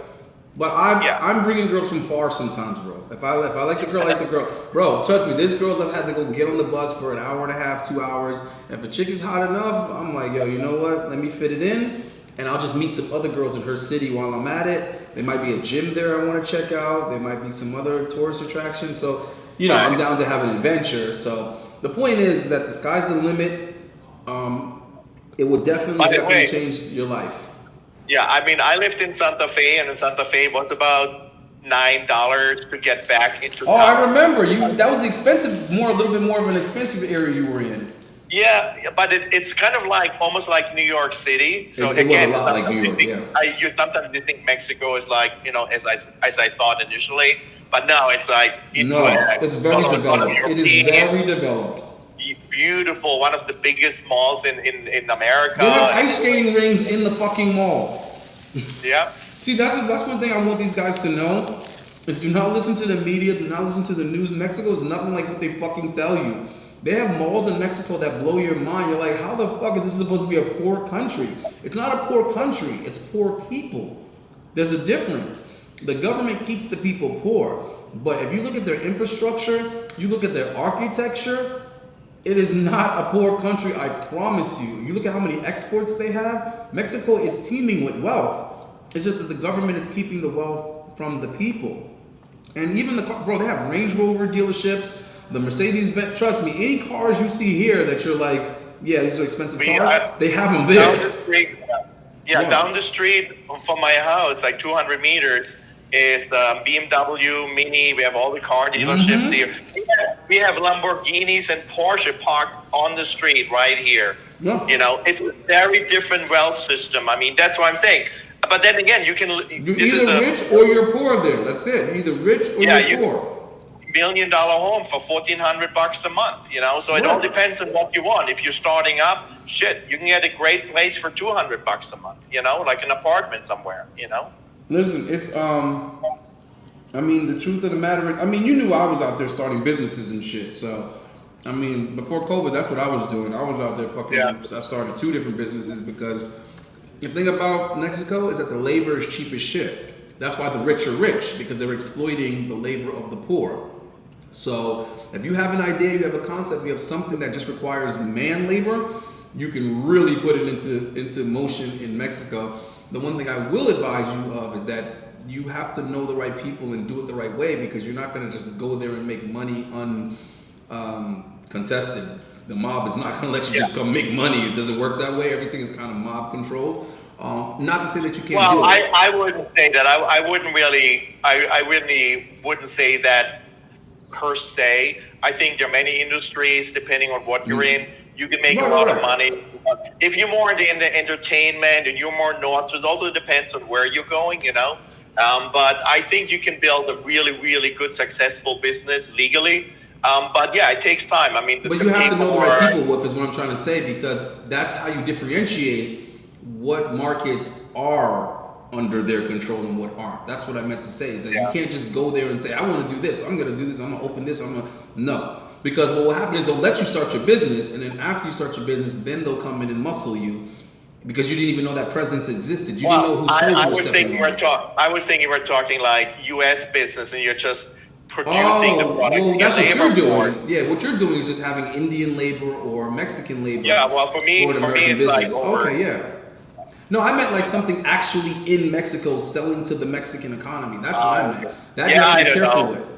Yeah, that's a tough one. I mean, you have to be careful with that. I think you really need to. I really think you need to live here for many, many years to really understand the culture, because it's a cultural thing. It's not like in the U.S. you can move in, you know, if you're coming from anywhere in the other world and just legally follow it. There are other things that are connected to that. So So if you're planning to kind of do that, I would definitely suggest really understanding and living here a little bit. Yeah, no, absolutely, absolutely. So, I mean, I want to thank HA for the super chat. Another question here. Keep this brother in your prayers. His heart is the right place. He's working hard to show good seeds to prevent bad outcomes with vulnerable men. I'm going to pray for the homie. Appreciate that. Let me see. Why is child support and alimony mandatory but not paternity tests? For the obvious reason, bro. They enable women to be irresponsible with their womb because the elites profit off of it. I mean, I don't know why this is so hard for you guys to understand. I don't know, man. Maybe it's just me. All this stuff has always been really obvious for me to understand. Maybe I got a crook mentality, but if you guys haven't figured out that the system is set up to weaponize women against men, I don't know how you haven't figured it out, because that's how everything is set up in our system. If you're going to the nightclub, you're not going for the overpriced drinks. You're not going for the music. You're not going for the hookah. You're going for the pussy. So they use the music and the hookah and the free drinks to attract the women, and then they use the women to attract the guys with the wallet. Well, what makes you think that club promoters and club owners use that strategy, but the government doesn't? The government can't just enslave men in a quote-unquote free democracy, but if they use women to do it, they can hide the pretense. It's not a mystery why if I owe a bank, you can't put me in prison. If I get sued and I can't afford to pay the plaintiff, they can't put me in prison. But if I owe child support, they can put me in prison. It's not a fucking mystery, guys. They use women to control men. They use women to entice our spending. They use women to manipulate us and have their way with us, because just like Wolf stated earlier, men tend to think clearly and logically about everything except women. That's the only area in life where we all of a sudden can't think with our big head. You see what I mean? So that's why they're not gonna fucking make a forced paternity test, because then women wouldn't be allowed to jam men up in the system. They wouldn't be able to jam up innocent men. You really think the courts and the judges don't realize that most of these guys getting forcibly accused are innocent? Notice that anybody else accuses a man of something, they have to have burden of proof. But when a woman accuses a man of something, she doesn't have to have any burden of proof. So I'm sorry, but I'm really, really frustrated with the fact that the average man can't figure this shit out when it is the most obvious fucking thing. I just gave you 3 examples why that should be blatantly obvious. You can't you can't go to jail for owing anybody except for owing a woman. You can't get accused by anybody without proof except for a woman. I mean, come on, guys. If a male accuses a male of something at work, they don't automatically fire the guy. They have to do all kind of investigations and shit. But if a woman says she's uncomfortable, that guy's fired. So it's obvious, dudes, protect yourself. It is what it is. But keep in mind, when you move to countries like Mexico, it's not as severe. They don't really care about the women there, bro. I'm just saying. I'm not saying that's a good thing, but guys can beat their wives and all kind of stuff. They're not just gonna go to jail for it. It's not like it is here where they take the woman's word. Hold on, there's some more comments in here. Maybe one thing to take away, but he didn't really say anything. He met his wife at the club. What is going on with men? Okay, I don't know why you're making that statement. Guys meet women anywhere and fall in love with them. You're not thinking, oh, I can't marry this woman because I met her at a club. You're not thinking that. In fact, if that's the case, then you're criticizing me because I met my wife at the Hard Rock coming out of a club. So, I mean, if I was in the club, I would have met her in the club, but I met her coming out. That wasn't the point. The point was that that in the club, when you meet, the scenario was there that she was lying to me. One of the first words she said, "That's my boyfriend. I'm cheating on him. It's okay." So, okay. Oh, let's have some fun then. Let's fuck. And then like, oh yeah, I'll trust you for the rest of my life. And then suddenly, 18 years later, my $1 million home is gone. You know, well, you should never really trust a woman. Well, put it this way. You can trust a woman if you want to, but never take a chance, if that makes any sense. It's like, yeah, you can marry a woman and like trust her, but you still have to put all of these safeguards in place. You have to hide your money. You have to make sure you have this in order, that in order, blah, blah, blah, blah. So it's like, yeah, I trust her, but I'm not gonna expose myself. That's two different things. And if you let women explain it to you, if you trust me, you do this. Never let a woman talk to you like that. Women don't tell you what a man would do. Women don't tell you what a man that loves them would do. A woman doesn't tell you what a man that trusts them would do. They're not the arbiter of man behavior. You're the arbiter of your behavior. And I see a lot of guys fall victim to that. That's why I'm making that very clear, because so many guys are out here adjusting themselves based on a woman's criticism, not realizing that she has an incentive. You get what I'm saying? Like she has an incentive, an agenda to convince you that that's what you should be doing. It's not because she truly believes a real man would do this. She's just trying to use your insecurity about your manhood to get you to do what suits her. Duh. Don't fall for the shit. It's a mental game. And the moment she sees that you fall for that, she'll never respect you, because you just confirm that you're not a real man, because you need a woman to weigh in on what a real man would do. Duh. That's like a white person telling me what a real black man would do. What kind of fucking shit is that? All right. Anyway, what does Wolf do for a living? Do you want to answer that, Wolf? Yeah, sure, absolutely. I'm German. I migrated when I was a long time ago, when I was 23, and I was always looking around. Did bodybuilding early on and stopped that, and then did some acting, and then the internet came, 93. So a long time ago. So for almost 30 years. I run a full-service digital agency, done anything from app development to building trade show booths and doing trade shows. I'm a trained seminar speaker, so I work always with networking groups, building strategies, doing a search engine optimization, social media over the years. Right now, over the last 10, 15 years, I really like sales and marketing automation. So what I'm really good is, because it's been a while and I work with a lot of industries and different verticals, I'm really good at coming into an idea or business that maybe doesn't function pretty well. I mean, we're talking maybe brick and mortar, maybe a storefront or a service business or whatever. And I come in and see, okay, how's your infrastructure? How's your CRM system?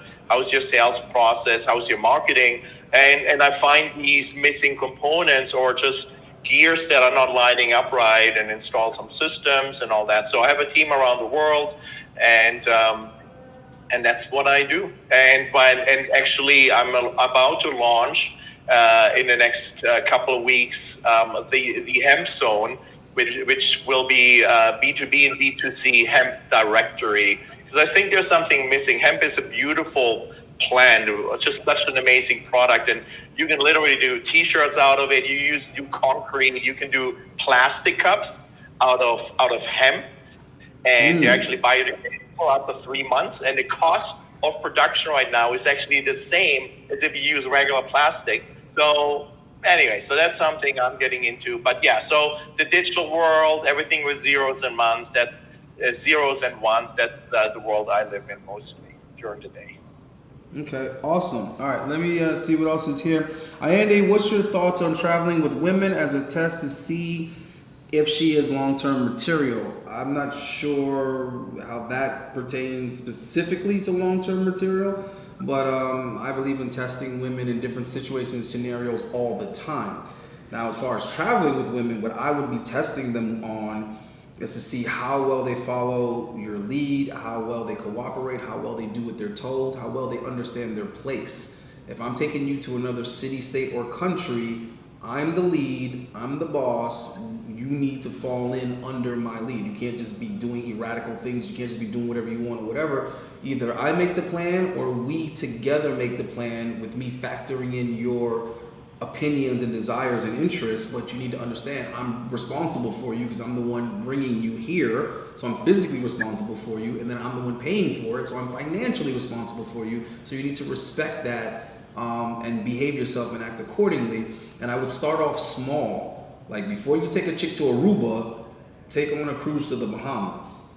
You see what I'm saying? Start off small and see how she behaves, step back and observe it, and think, did she behave herself? Did she act in a way that is deserving of me taking her on a more expensive, more exotic trip or vacation? So it's definitely a good way to gauge things. Now, if you try to take her to the Bahamas or something and she automatically starts complaining, like, oh, I've already been to the Bahamas, or that's it, or I'd rather go here, I want to go here, get rid of that bitch.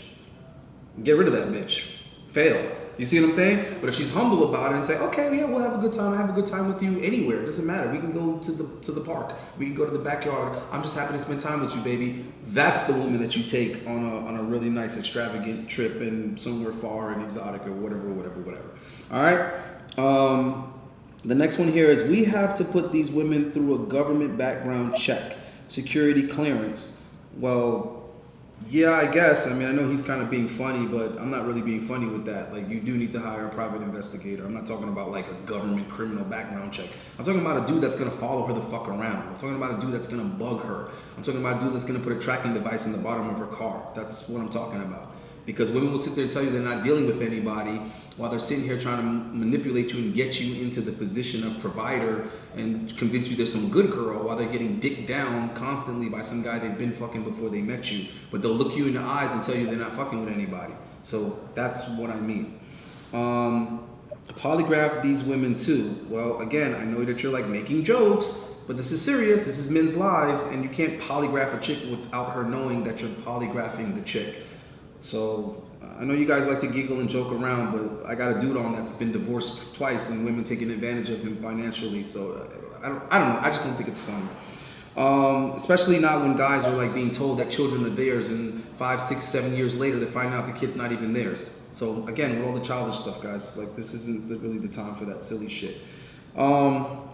That's centuries of conditioning meant to be providers for women. That has nothing to do with conditioning. We are born to be protectors and providers of women. It has nothing to do with society, bro. Society determines what's allowed. Okay, that's what society determines. The norms, what's socially accepted, not socially accepted. But as far as our feelings and our desires and whatnot, that's biologically. We're biologically wired to put ourselves out there for women. Who's Wolf? We've already answered that. Yo, Allende, I tried calling you yesterday, but your phone seemed off. My phone is never off. I don't know who you are, so I don't know how you could have called me. Who is this? Who are you? I don't know who Ha is, but email me and we'll take it up there. Wow, which city? Well, Wolf, you're not in Mexico City anymore. I mean, you did say the city you were in. It's not even a city, is it? No, I already said at the beginning, but that was earlier. Cuernavaca. Okay. It's an hour south of Mexico City. Okay. Damn, I need to go to Mexico. Let me get to working on this passport. Well, listen, if you're a grown man and you don't have a passport already, bro, you are so late, so behind. I've had a passport my entire life, so you got to catch up, bro. You got to catch up. Passport is freedom. Love them facts. Haha. Allende is a hustler. Hustler's mentality, yep, that's never gonna change. LOL, that's a good ass hustle. Just make Latinas, Donnas, Jaja. Well, I'm telling you right now, bro. When I brought Victoria's Secret out there, trust me, the women love me for it. I was making money. It's super easy to sell, and the women all like it. And when I sell it to women that I'm smashing, I just give them 1 or 2 things for free because it's never really about the money. You know what I mean? So that's the crazy thing. I'm smashing them and they still pay. Like I'm still making them pay. You know what I mean? But then afterwards, they'll buy 4 and I'll throw 2 at them. Like it's nothing, baby. It's nothing to me. You know, think about it. You got $25 panties, but you paid $4 for them. You know what I mean? It's nothing, baby. Just take it. I'm Santa Claus. LOL. Damn, that's cheap. Yeah, it is. You gotta just hit the outlets up, bro. See, this is the thing. In Mexico, all of the practical necessities are extremely cheap, but all the non-essential items like designer clothes, designer perfumes and colognes, all that type of shit is very expensive.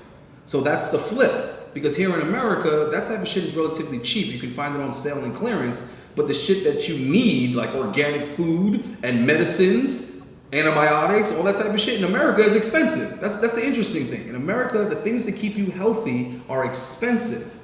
But all the luxury items like iPhones and iPads and all that other shit, it's cheap here. And you're probably thinking, Allende, Apple stuff isn't cheap here. Yeah? Have you tried to buy a fucking iPhone in Mexico? iPhone 6s and 7s are still expensive in Mexico. Expensive as shit. You bring a bunch of old iPhones to Mexico, bro, you are balling out there. You see what I'm saying? Because the phones we pay $350 for, $500 because they're old, they're still paying $1,000 for those phones. So I'm just letting you know what's expensive. Nikes, you think Nikes are expensive here? Good Lord. You see what Nikes go for in Mexico. I can buy a Nike shirt in TJ Maxx for $9, and I can see that same Nike shirt in Mexico for $34.99. and it'll be a year old, and they're still charging $34.99 for it in Mexico. What are the police in Mexico protecting the women from? Kidnapping? Well, that's the thing. In Mexico, there's like armed security everywhere. You go to the mall, there's like guys with machine guns in the mall. I'm dead ass serious. Everywhere you go, Wolf knows I'm not bullshitting, bro. You go to regular public places, these guys got shotguns, Uzis, Tech 9s. Literally every time there's a money movement, you have 2-3 guys with like shotguns. Yep. And like it's like, whoa, what the fuck, you know? So, but you get used to it when you live here, and it's kind of good because you kind of like, oh, it's it's okay, it's security. No, but it's just funny how they tell you like Mexico is such an unsafe country, but the funny thing is they don't play over there. Like they secure everything, so it's just a little ironic that they tell us it's unsafe. But here you can go to jewelry stores and everything. There's no armed security. There, anywhere where there's money, jewelry, anything valuable, they got security. Salute Allende chat, Book of Eli, kidnapping, abuse, human trafficking, I think. That stuff is not as rampant as you think. They're exaggerating it. And it depends on who you are. They're not just kidnapping random people, bro. It's not what you think. If you're not a millionaire, they're not kidnapping you. That's it's also very isolated. It's typically, you hear these stories more in the north where the cartels are. That's what I'm trying to say. I'm in the south. I mean, Mexico is kind of in the center. So it's like, long, like several hour flights from the north. So it's not dangerous. Put it that way is what we're trying to say. Hey, Wolf, why do you decide to remarry for a third time? Do you know you're more likely to get divorced than the first 2 times, respectfully? Now, that is a good question up until the part where he tried to throw a statistic at you that's only relevant in the Western world. Come on, guys, we got to use the big head here. Yes, that statistic is true in the Western world. He's in a country where divorce is actually far less likely. But go ahead, Wolf, answer the question. Yeah, exactly. Yeah, it's a very good point. But first of all, after this time, I analyzed the 2 marriages, the 2 divorces, and I were clearly able to pinpoint down the mistakes I did and I should have avoided really, really early on. The first wife, literally what I mentioned earlier, within the first, let's say, 30 minutes. The next wife, it was difficult. I wasn't made a hasty decision. But anyways, the point is, I knew the major mistakes. My wife now, I truly believe we're soulmates.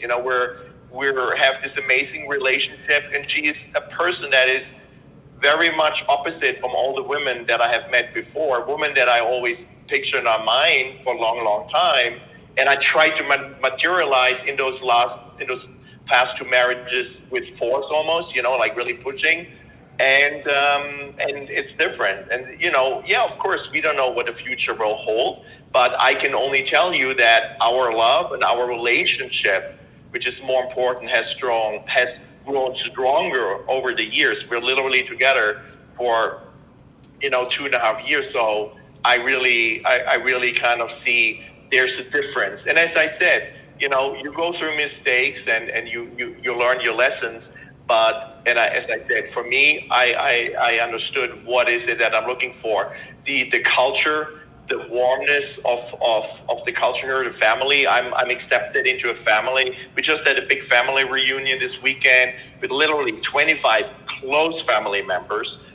Just amazing. So it's very different from I have experienced in the US, and here I am. So that's all I can say.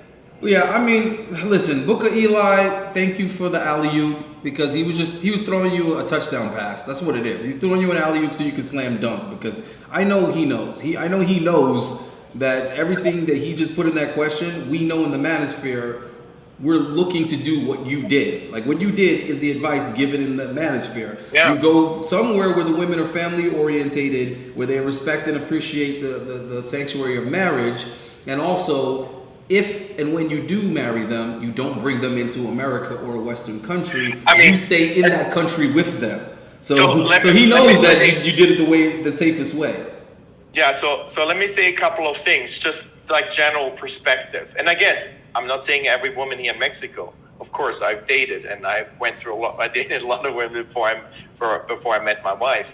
But the point is that the culture when you have someone that grows up in a healthy household, right? So you want to kind of look at those symptoms too. Where's this girl coming from? And I mean, my wife is extremely loving to the point where it's like, wow, really, like me, and the respect, unconditional respect. I'm not talking about unconditional love, but I'm talking about that respect, that appreciation of being here, support, unlimited, unconditional support. I mean, if I couldn't work, she would work without blinking or whatever. Mm-hmm. I mean, paying the bills all the time here. No, let me pay. We went out to dinner, Cheesecake Factory, $180, whatever, with 65 people, and we had a fun time. No, I pay, So it's like, okay, you pay, I pay next time, whatever. So that's the relationship that I have right now, and that I have experienced. And I can only tell you, it's like, yeah, I mean, open your heart, and these women here are very, very different. So. Hey man, you ain't gotta tell me. I met your wife on more than one occasion, so I know. I seen it myself. And also, I've dated a lot of women in Mexico. The only reason why I haven't married one is because I haven't started a business there and been ready to settle down. He says she's 33. Read the book of Manipulated Man. Sites that oftentimes women in this age range are looking for retirement plans. Respectfully. Now, let me first get at this, and then I'll let you get it, Wolf. Book of Eli, this comment also, you're still in the Western world. All right? You're still in the Western world, buddy. She was most likely holding out for what she wanted in a guy and had a hard time finding that in Mexican men. And the reason why I can say that with confidence is because I've lived in Mexico for 3 years, back and forth. I listened to women. I talked to women. I listened to them.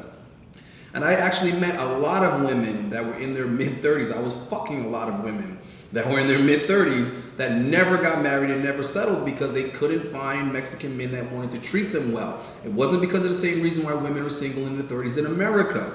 It wasn't because of these super high standards that weren't realistic. They just simply wanted a guy that wasn't going to be abusive, that wasn't going to be disrespectful to them because they were educated, smart, feminine, cooperative. They clean, they cook, they work, they do all of that. There was one chick I was dating in Mexico. She was like 37. And she was a model. Like, she was still a model. Like, she still was a model, bro. She was still, like, in magazines, actively working. She was just a hot-ass cougar, but she was also educated, very well-spoken, great personality, had an extremely nice place, very successful, all that stuff. But she said guys didn't respect her, like, job. Like, they didn't respect her, like, you get what I'm trying to say? Because this is the thing. In Mexico, when you have women that are like dentists, doctors, and stuff like that, they have an even harder time finding a guy because the guys there don't respond well to women working. Like, they don't mind women doing shitty jobs that are beneath them, but they don't respond well to women having respectful careers. I don't know what it is, but they literally. Let me put it to you guys like this. Let's see if you guys can understand it if I put it like this. You see how in America, women will be quick to say, guys are intimidated by a strong, successful woman. Well, the guys in Latin countries, they actually are like that. They actually are intimidated by a woman being like educated and independent and successful and actually good at a job that normally a man would do. So there they literally hate on the women for being a lawyer or being a doctor or being a dentist. They feel like you're not supposed to do this because you're a woman. So those women have a hard time finding a guy that they want to be in a relationship with because they don't like being treated like shit just because they wanted to actually be a modern woman in that sense. But they are still family orientated. They're still respectful of men. They're still feminine. They're still submissive, and they're still cooperative. So that's what he found. And as for the age thing, you do realize that Wolf just told you he's in his 50s, bro. He's in his mid-50s. Yeah, we're 18 years apart. That's what I'm trying to say, dude. So 30 is actually an excellent age for him. 30-something is an excellent age, dude. My girl is going to be coming up on that same age soon. I'm only 7 years older than my girl. So he's doing the right thing. The next girl that I get with, if I break up with my girl, the next girl I'm getting with is going to be about that age difference, like 18 years. So he's right on point, Book of Eli. Go ahead, Wolf, your opinion on that.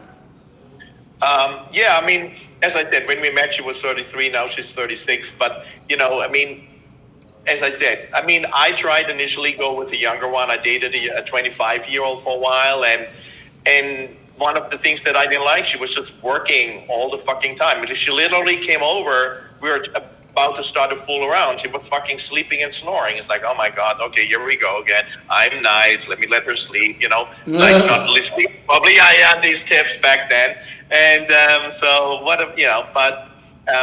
so anyway, so the point is, I met somebody that we really connected on many different levels, and we had the same interest, which, I'm into techno house music and really clubbing, and it's really hard to find girls, especially I think Mexican girls. So, it was that's one of the things we share. And anyways, Will Kellogg is asking, does he speak Spanish? Un poquito. Un poquito? Well, you seem like you was learning a lot of Spanish when I was there. That's the thing. That's actually funny, because I was so persistent of finding a girl who speaks really well English. So for me, that was a very big point early on. The better you spoke English, you get definitely like an extra 5 or 10 points. So she speaks fluent English. She actually works for a U.S. company, but we're working from home. She has her office on the other side of the house. I'm here. And so she speaks fluent English. And which is really, really, really uncommon is literally everybody in her large family speaks English.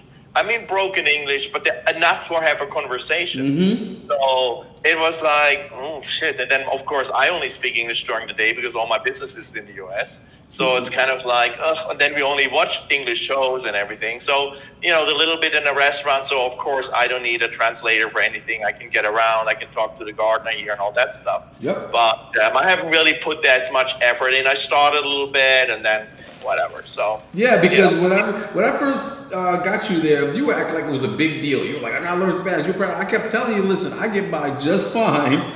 So now you're saying the same thing. You get by not speaking, perfect Spanish fully. You know what it is? You learn to say the things you need to say, because those tend to be things that are routine anyway. Like when I need to order my stuff, I know what to say. When I need to talk to the hotel people, I know what to say. When I need to talk to the housekeeper, just like you said, you know what you need to say. Well, let's maybe address that issue for a second, because maybe that's what he's trying to allude to.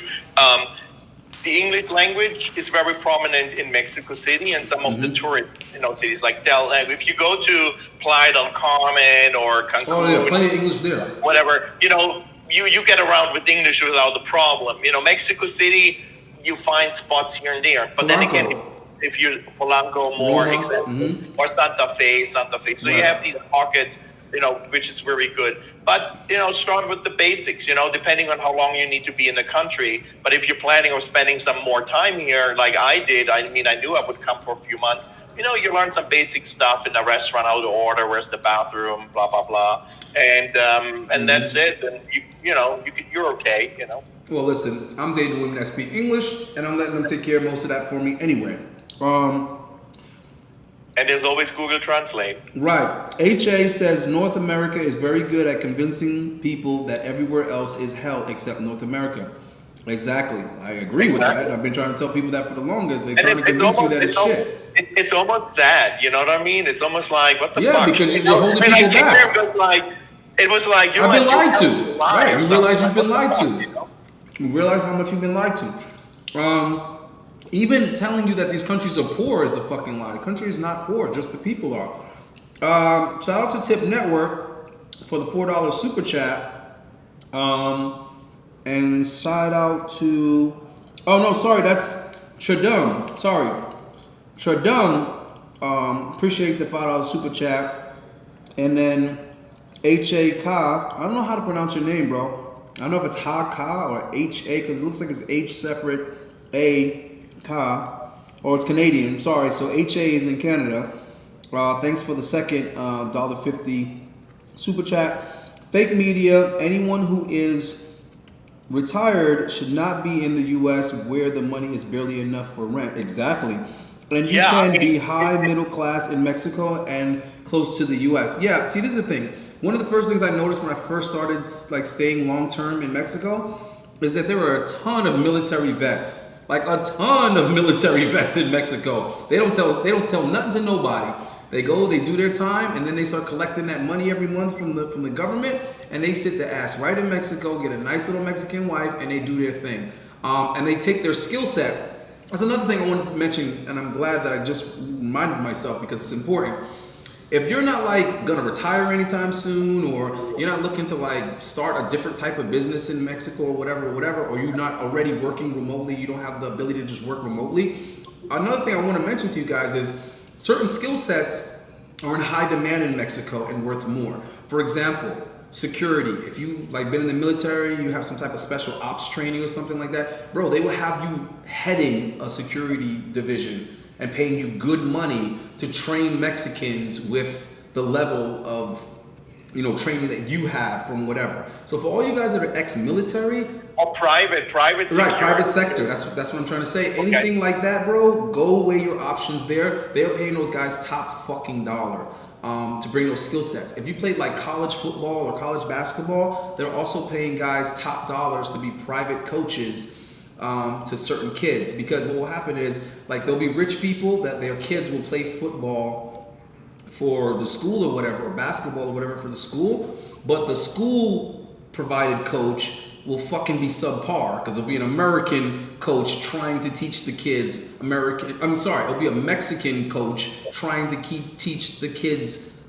Okay, it'll be like a Mexican coach, but he's trying to teach the kids American football. That's what I'm trying to say. So if you like played fucking college football, or if you were like a college football, if you're a football coach in America, they will pay you top dollar to coach their children private, one-on-one, because they're rich. So what I'm trying to say is you could be a private football coach to all the rich people's kids that play football, even though they already have a coach on their goddamn team. I know this because it was offered to me. I just didn't want to commit to it because I was going back and forth, but they were offering me good fucking money to train kids in football. So also basketball, if you played, you know, but right now American football is very popular in Mexico. Also MMA, boxing, so any like American things or American sports, piano, violin, whatever, if you do that already in the States, you actually could make really good money doing it for the children of rich people in Mexico. Just putting that out there. Let me get to this, another super chat from, these names, man. JMC 436, and I guess it's New Zealand actually. So $500 New Zealand. Appreciate that. Ayandi, what's your thoughts on traveling with a woman as a stress test to see if she is long-term material? Cheers for the content. Okay, so I already answered that, but he actually phrased it a little bit better the second time, like to see if she's stressful on a trip. Yeah, trust me. I love my girl to death, but she is a prima donna. She is a spoiled brat, but that's what happens when you got pretty girls that have been spoiled their whole life. Man can't use their higher mind to override the nature program unless it's been trained. Don't let your libido control your actions and thinking. Exactly. Peace, fam. Shout out to Tip Network. OMG, dude, you cannot be eating, also fixing your technical issues. There is so much content out there, and you are being so unprofessional. Hey, you know what? So why are you here and not watching that other content? I'm really confused. You're contradicting yourself. Is that big of a deal? Then why are you here? You're voting with your eyes, brother. You're not contributing to the channel, but you're criticizing, and then you're still voting with your eyes. So really not sure how that was useful. Just started live streaming, give me a fucking break, and I was eating before I went official, but like I said, bro, this is my channel. I'm gonna do what I do. If you don't like it, there's the, you know, the virtual door. Check your ass out. Sorry for all this free information and free fucking content I'm giving you, and you got the nerve to complain. Sound like somebody that has a vagina. My apologies for the joking Allende. Nah, you can joke, bro. I mean, you guys be thinking I really like be offended, my nigga. Like I'm fucking with you guys back. That's the whole point. I just told this guy kick rocks, bro. Like it's you don't get it, bro. It's not that big of a deal, man. I'm doing my thing over here. Thank you for answering my question, Wolf. I mean no disrespect. No, I don't think Wolf is offended either, bro. He's living the life right now. Yeah, exactly. Wolf is living the life right now, bro. He's not offended. Oh man. And then Shabu TV says, great conversation. Yeah, but I was chewing some gummies, Shabu, so, you know, I'm officially unprofessional, you know, I'm not allowed to have a snack or, you know, God forbid. I know, let's be really, really polite. I'm telling you, Wolf, bro, I'm telling you, these guys are amazing these days, man. Some of these guys are so amazing. The single mother thing, bro, it is really, it's ruined manhood, bro. It's ruined manhood. I wish that I would go on a channel giving free information that's life-changing and complain about chewing a gummy. Oh my God. I think, you know, I travel from, you know, I grew up in Germany, I lived in LA, in Manhattan, in Florida, and now in Mexico. And it's like, you know, you get a different perspective. And I think for you guys who maybe really need a change in life, who, you know, change in life means, you know, when you really want to be with a girl and want to become serious, sometimes changing the country can really open up your perspective of things too, you know? I mean, absolutely. Because what I was trying to tell people, right? Because I'm always trying to put things into a perspective where you can't even sit here and act like, well, maybe it's just Allende's opinion. I don't operate with opinions, bro. All right? I just give people facts and they can draw their own conclusions. And my conclusions that I draw based on facts, I'm sorry, I just don't see how they can be flawed because I'm very, very focused on what is uncontested. And the women in the West are the way they are because that's how they've been raised. That's how they've been conditioned. And they're going to believe what they believe regardless until it's too late. That's the thing about Western women.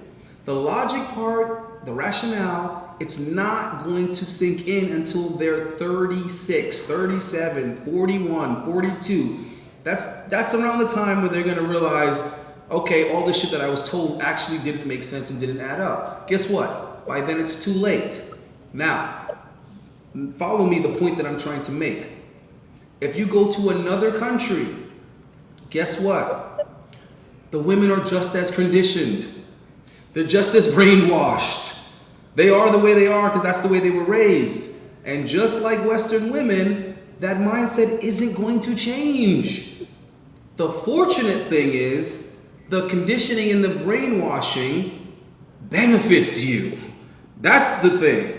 These women in Mexico are family orientated because that's how they've been raised and conditioned. They're conditioned to think the most important thing is their friends and family.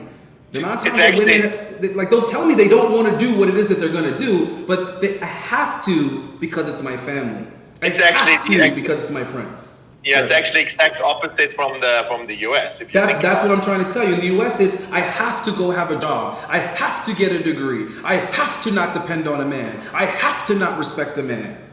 Because that's what they've been brainwashed to believe. They can't get out of that because it's been drilled into them. I have to, I must. Well, guess what? Go somewhere where what they've been drilled and brainwashed with benefits you. That's the trick. You look at the black community, we're brainwashed that we have to have Jordans, we have to have rims, we have to have these things, and they're really not important, but we have to have them. Well, guess what? That benefits Nike.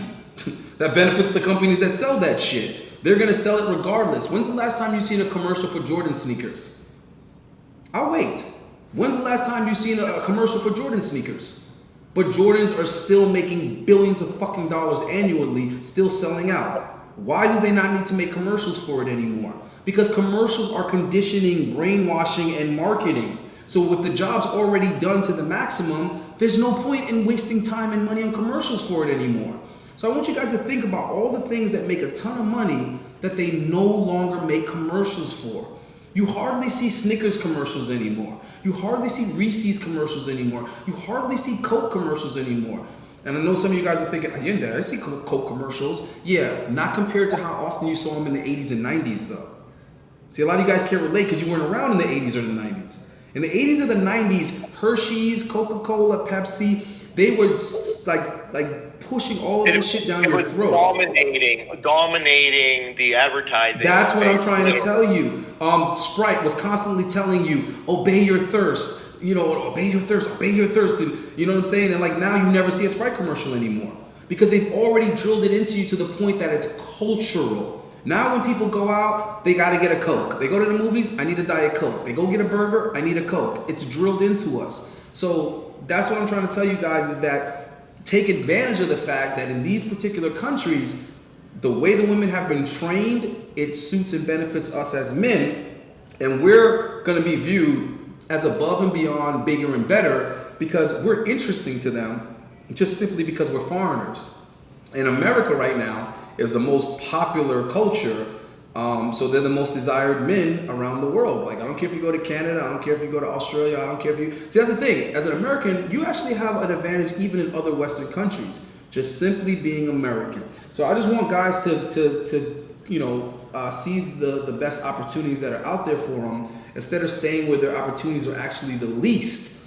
And that's something I would like to say to black men in particular, because you know what? White men, just the same. That's the funny thing. It's funny because white or black, you still have a huge advantage in these other countries, just simply because you're American, and we squander it by staying in America where we're the least valuable. I live in Florida. Guess how valuable oranges are in Florida? Not very valuable. You know why? Because this is where Tropicana is. This is where oranges fucking come from. But if you ship oranges somewhere where they don't have oranges are expensive as shit. Okay, it's the same thing with peaches in Georgia. Nobody gives a shit about peaches in Georgia because they come from Georgia. So grapes used to be a commodity back in the day because they only came from specific parts of the world. So what I'm trying to tell you is a black American man is a commodity in most countries because they only come from America. So why would you sit your ass, your valuable ass, in the one place in the world where you're the least valuable? There goes Allende again, putting it into a fucking perspective so that you can't deny what I'm trying to say. That's the easiest, simplest way that I can put it. If you are an American man, you are the least valuable in America. Hello. Okay? When you go to Mexico, the Ford Mustang is considered like a luxury car. Well, what's a Ford Mustang in America? You have to have a fully loaded, top-of-the-line Ford Mustang for anyone to even care a little bit about that 5.0. But if you have the base model fucking Mustang in Italy, you're the man, right? Because it's an American car in Italy, right? So just keep that in mind. You go to Europe, the garbage trucks are made by Mercedes-Benz. The cabs are BMW and Mercedes-Benz. So just keep that in mind, guys. You're more valuable abroad, point blank. Yep. We got relationships suck. Let me just get some friends with benefits. I pay her to leave. You see, yeah, this is the type of childish kitty shit that we don't need in here because it's counterproductive, and it's like you haven't listened to the entire conversation. Like, the whole point is that he was able to find a meaningful, balanced relationship, but he had to leave the country. And then you come in here with this negative rhetoric that we're disproving by saying relationships suck. Relationships don't suck. Maybe you suck, and the people you're trying to be in relationships with suck. Maybe dating in the country you're in suck. But the concept of relationships don't suck. And we're telling you about a place where they're valuable and they're actually good. And you come in here with this dumb shit. It's like I'm fucking babysitting, bro. It's a fucking nursery in here. All right. There's always going to be an apple to ruin the bunch. Word, I see the games now. All right. Well, listen, Wolf, it's time to tighten up. We've been here for 2 hours, so I think we've given them enough, insight into Mexico. Any final words? Final words about Mexico? Nah, just in general, just advice to younger men, because you are 50-something, you old bastard. I know, right? I know. Well,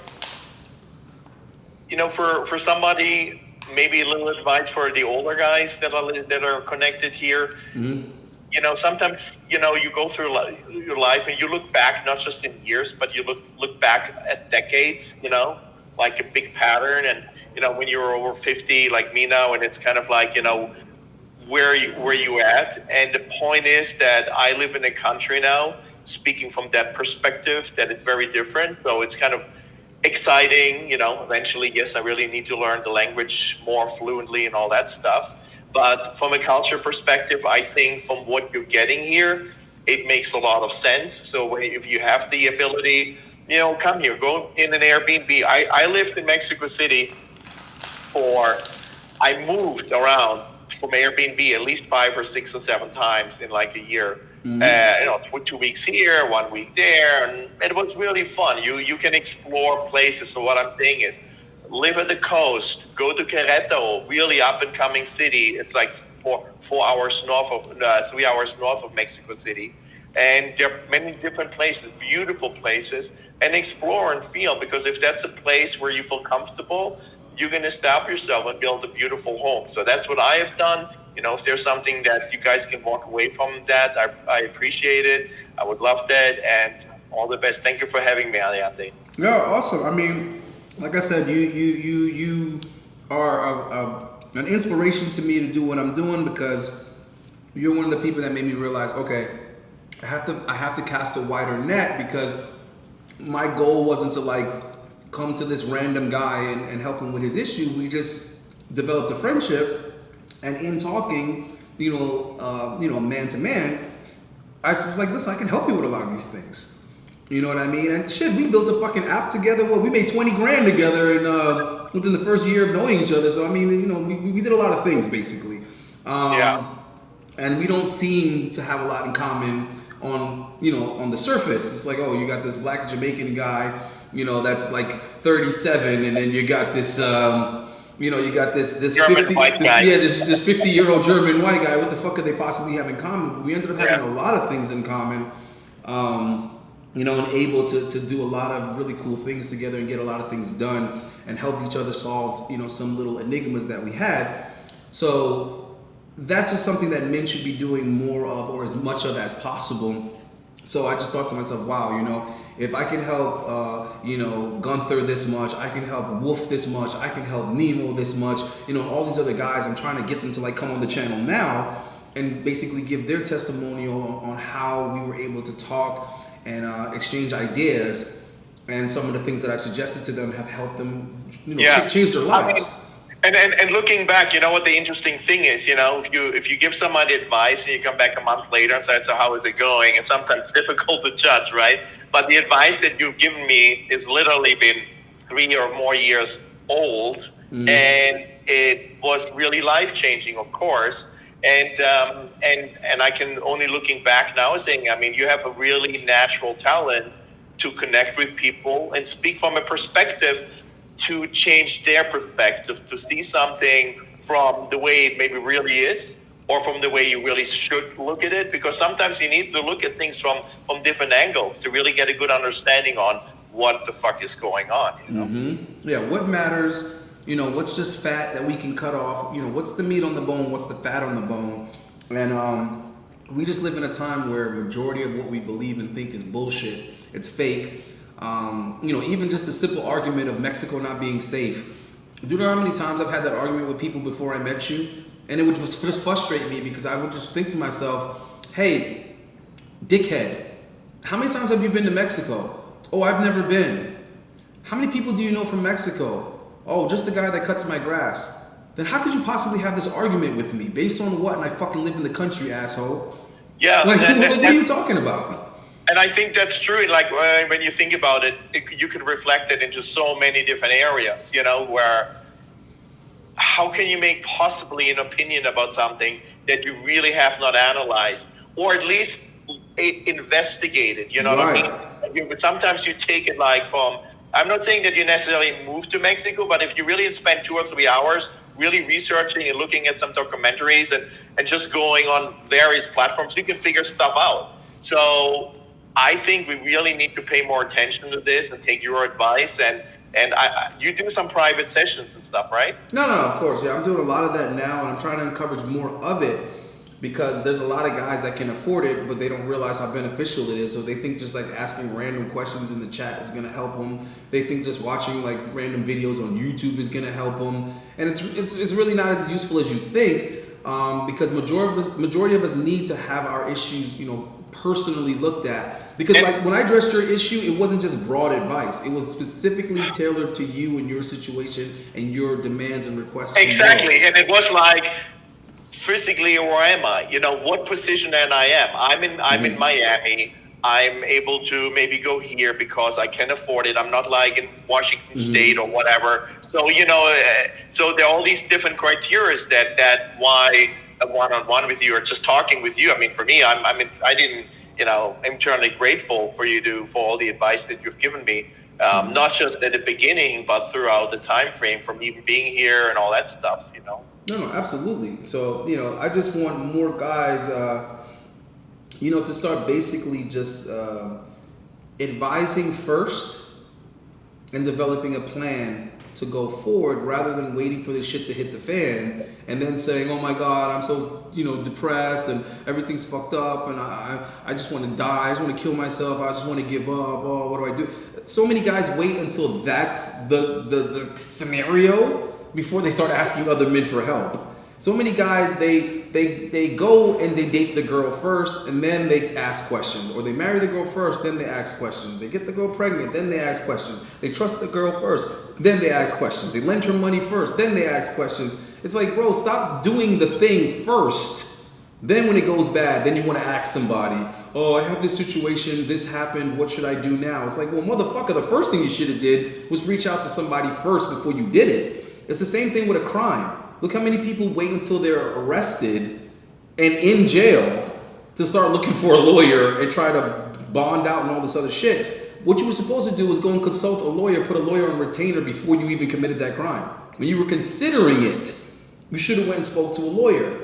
And if you put a retainer on, the lawyer will literally say, now that you've hired me, I technically work for you, and we have a confidentiality now by law, so you can tell me what you're about to do before you do it, and I'm not obligated to turn you in and tell on you. In fact, I can't. It would be inadmissible in court. And I also, by law, I'm supposed to tell you the way to go about that crime and not get caught.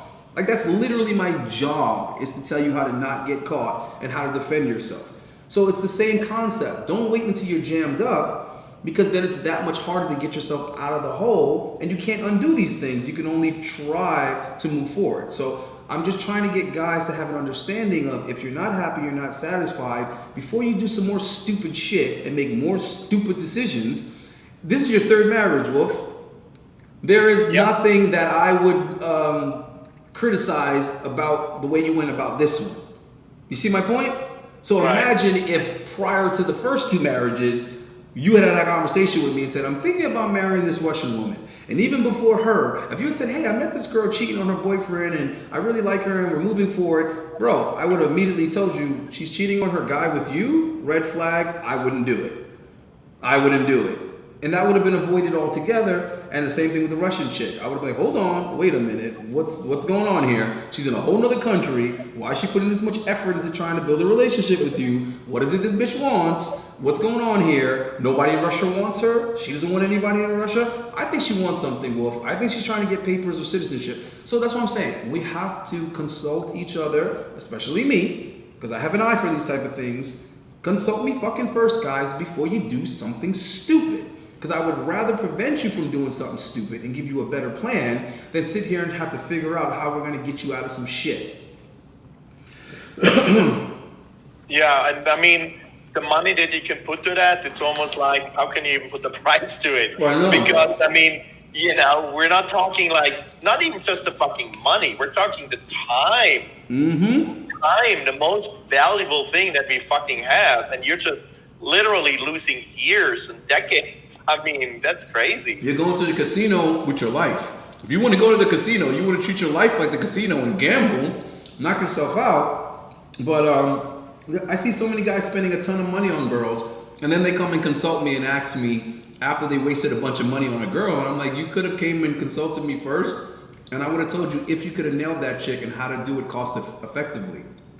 That's the funny thing. Like I could have told you how to get girls like that cost effectively, but you threw away a bunch of money and still failed. And now you're over here looking like the consult was, you know what I'm saying? Like the consult was expensive. It's like, bro, you spent $800 on this chick and you got nothing.